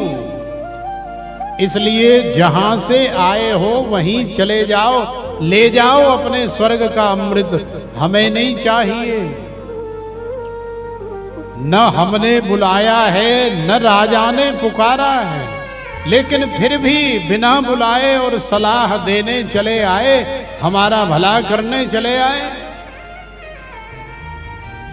हमारा दिन दूना रात चौगुनी तरक्की करने चले आए, हमें नहीं चाहिए। तो देवताओं को श्री सुखदेव जी महाराज ने अभक्त समझा, माने ये भक्त नहीं है, ये चतुर हैं, चालाक हैं, दक्ष हैं, ठग हैं, ऐसा समझ करके भगा दिया। देवता लोगों की आंखें नम हो गई, आंसू आ गए, सपक सपक करके हुकरी मार मार करके और सुपकने लगे। जा करके ब्रह्मा जी के पास जाके शिकायत कर दी और ब्रह्मा जी के सामने अपने दंड कमंडल सब पटक दिए। ब्रह्मा जी से कहने लगे कि हमें आपकी नौकरी नहीं करनी, आप अपनी नौकरी संभालिए। तो ब्रह्मा जी ने कहा भैया ऐसी क्या बात है गई, अरे हमें बताओ तो सही। तो इंद्र ने सारी बात बताई, बोले महाराज ऐसे ऐसे एक श्री सुखदेव जी महाराज भगवान गोविंद की इस मृत्यु लोक में धराधाम पर कथा श्रवण करा रहे हैं राजा को। तो हम भी गए वहाँ कथा सुनने के लिए, लेकिन हमें तो वहाँ से अपमानित करके, बेइज्जत करके, खरी खोटी सुना करके भगा दिया। हमारी तो बड़ी इज्जत खराब हुई, बड़ी मट्टी पलीत हो गई। अब मान लो आप कहीं जाएं बड़े भाव के साथ और आपको वहां से दुत्कार दिया जाए, फटकार दिया जाए, दो चार सुना करके और विदा कर दिया जाए, तो अंदर टीस तो होती ही है। ईर्ष्या रूपी मच्छर क्रोधाग्नि प्रज्वलित हो जाती है। तो देवता लोग भी बड़े क्रोधित हो गए। तो ब्रह्मा जी ने जैसे तैसे, जैसे एक पिता अपने क्रोधित बालक के सिर पर हाथ फेर करके शांत कर लेता, बेटा कोई बात नहीं, बेटा कोई बात नहीं, अरे देखते हैं कोई बात नहीं, शांत हो जाओ, चुप हो जाओ।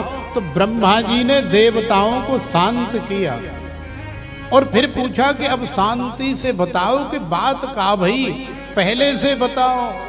तो देवताओं ने पहले से बताई। तो ब्रह्मा जी ने कहा कि चलो कोई बात नहीं, यदि उस सुखदेव नाम के महात्मा ने, बाबा ने, यदि भगवान की कथा को ही, माने भागवत की कथा को ही सर्वश्रेष्ठ बताया है और 7 दिन में जीव का कल्याण करने वाली बताया है, तो कोई बात नहीं, देख लेते हैं। अरे 7 दिन इंतजार ही तो करना है। आज पहला दिन है, कल दूसरा दिन हो जाएगा। इसी प्रकार से एक एक दिन करके और कथा का आनंद हो जाए। तो इंद्रादि देवताओं को ब्रह्मा जी ने समझाया, बोले बेटा कोई नहीं, शांति से स्वर्ग में बैठ करके सारे कार्य करते हुए और यहीं से देखते रहो कि श्रीमद् भागवत की कथा में कोई दम है या नहीं, श्रीमद् भागवत की कथा श्रेष्ठ है या हमारे स्वर्ग में रहने वाला अमृत श्रेष्ठ है। अरे देखो तो सही। तो आज जैसे यहाँ डेरा बस्सी पंजाब में प्रथम दिवस की कथा हम लोग श्रवण कर रहे हैं, ऐसे ही देवताओं ने श्रवण करी। दूसरा दिन हुआ, तीसरा दिन हुआ, चतुर्थ दिवस हुआ, पंचम दिवस हुआ, षष्ठम दिवस हुआ और जैसे ही सप्तम दिवस की कथा का विराम हुआ तो भगवान के दिव्य पार्षद भगवान श्री हरि के वैकुंठ से दिव्य विमान लेकर के प्रकट हो गए। बोलिए श्रीमद् भागवत भगवान की जय। तो देखो भगवान के पार्षद दिव्य विमान लेकर के प्रकट हो गए और राजा परीक्षित को बड़े आदर के साथ, बड़े सम्मान के साथ विमान में लगे हुए सिंहासन पर बिठाया और बिठा करके राजा की आरती उतारी। राजा को काजू बादाम का, किशमिश, छुआरे, मुनक्का, जैसे तुम्हारे यहाँ कोई आ जाए तो धर देती हो ना टेबल पे, एक कौली में काजू भरे और एक में बादाम, एक में सौगी, किशमिश। अब जिसको जो खाना है खाओ। तो ऐसे ही राजा का अर्चन वंदन पूजन करने के बाद ड्राई फ्रूट का भोग निवेदित किया भगवान के पार्षदों ने और चवर ढुलाते हुए राजा को भगवान के धाम में, माने वैकुंठ में लेकर के गए। जब ब्रह्मा जी ने अपनी आंखों से ये लीला देखी, ये सारा हिसाब किताब देखा कि भाई श्रीमद् भागवत की कथा के श्रवण मात्र से और केवल 7 दिन में ही राजा का कल्याण हो गया, माने राजा को भगवान के वैकुंठ की प्राप्ति हो गई। तो इससे बड़ा जहाज तो संसार सागर से तरने के लिए और कोई हो ही नहीं सकता। ब्रह्मा जी को भी बड़ा आश्चर्य हो रहा है। राज्ञो मोक्षम तथा वीक्ष पुरा धातापि विस्मितः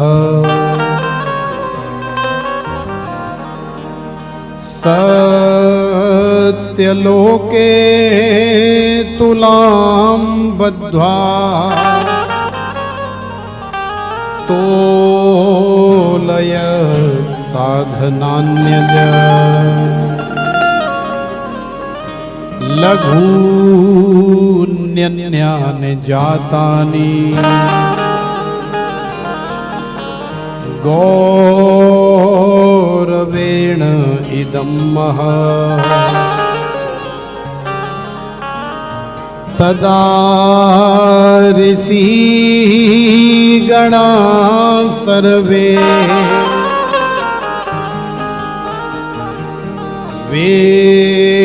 विस्मयं परमं ययोः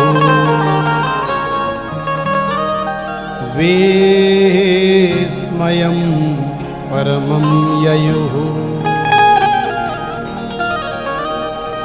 आज ब्रह्मा जी को इतना आश्चर्य हो रहा है कि ब्रह्मा जी को अपनी आंखों पर विश्वास नहीं हो रहा है कि जिस कल्याण के लिए, जिस मुक्ति के लिए कितने कितने हजार जन्म ऋषि मुनि साधु संत तपस्या करते हैं, लेकिन फिर भी होगी या नहीं होगी कोई गारंटी नहीं है।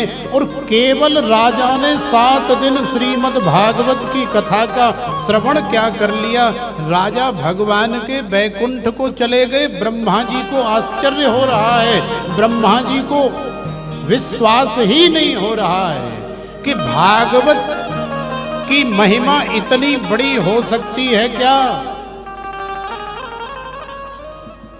तो ब्रह्मा जी ने कहा कि भैया देवताओं जल्दी करो, तराजू लेकर के आओ। तो ब्रह्मा जी ने तराजू मंगाई। तराजू जानते हो? अरे हमारी ब्रज भाषा में कहें तो तखरी, जिसमें 2 पल्ले होते हैं। पहले वो ये तखरी तो चलती थी, पहले चलती थी कि नहीं? पंजाबी में क्या कहते हैं? तराजू।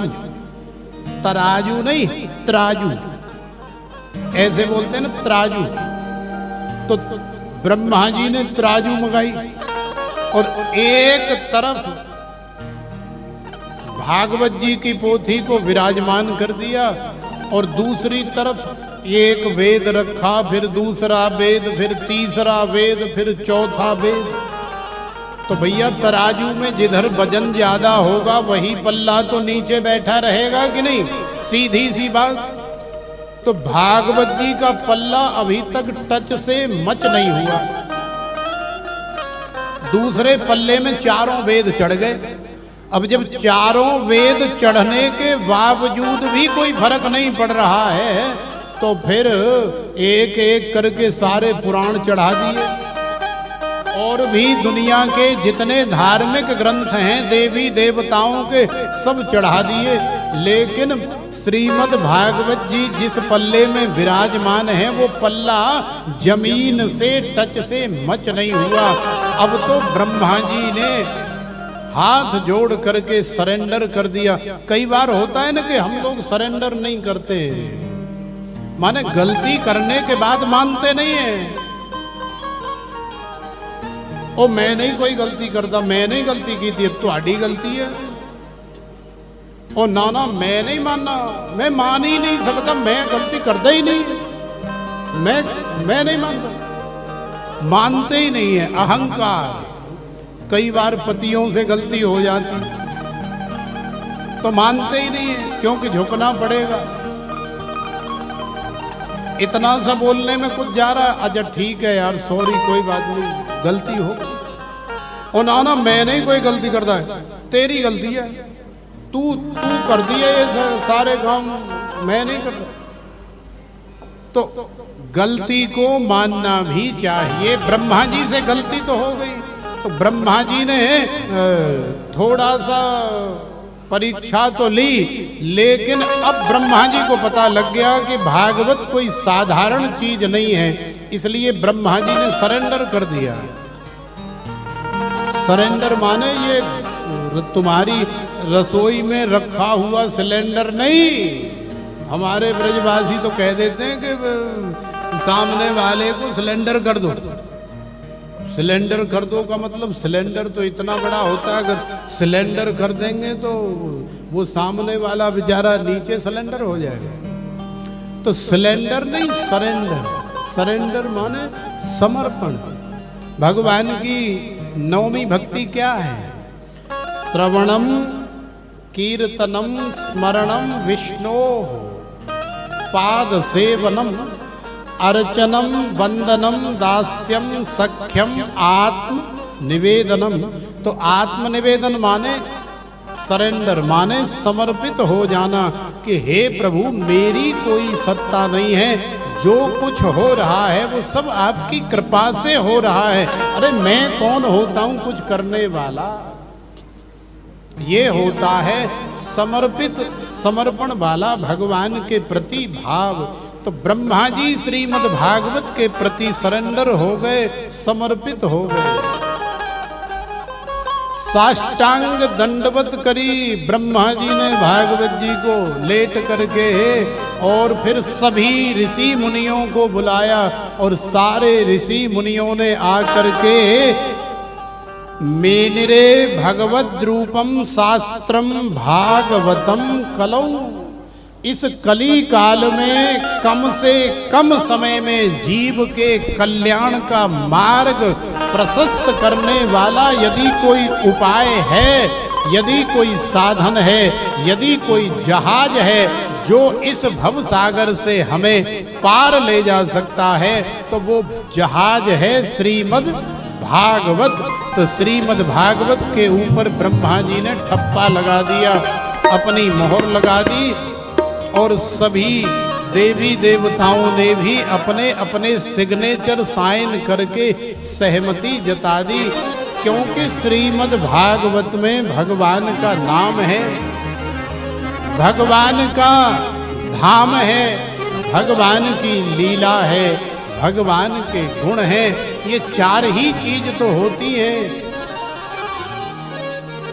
भगवान का नाम, भगवान का धाम, भगवान की लीला और भगवान के गुण। ये चार चीजों में से एक भी हमारे जीवन में आ जाए तो हमारे जीवन का कल्याण हो जाता है। तो देखो ब्रह्मा जी समर्पित हो गए श्रीमद् भागवत के प्रति, तो हमें भी समर्पित होना चाहिए, क्योंकि इसमें भगवान का नाम है। अब वो नाम चाहे भगवान श्री कृष्ण का हो और चाहे भगवान श्री राम का हो, क्योंकि नाम तो एक ही है और भगवान भी एक ही हैं। राम कृष्ण दो एक हैं, अंतर नहीं निवेश। इनके नयन गंभीर हैं, उनके चपल विशेष। तो आइए, बड़ा सुंदर सा भाव है। भगवान के नाम की भी महिमा है, लेकिन जैसे जैसे कथा होगी हम आपको जितना ज़्यादा से ज़्यादा सुनाया जाएगा, समय की मर्यादा को ध्यान में रखते हुए उतना सुनाने का प्रयास करेंगे, और ज़्यादा से ज़्यादा आनंद आपको देने की हमारे मन में बड़ी तीव्र अभिलाषा है, तो वो भी हम पूरी करेंगे। तो आइए इस भाव के साथ आप भी हमारे साथ भगवान का नाम लेने का प्रयास करें, क्योंकि भगवान का नाम जो है बड़ा मीठा है, बड़ा प्यारा है, बड़ा मधुर है।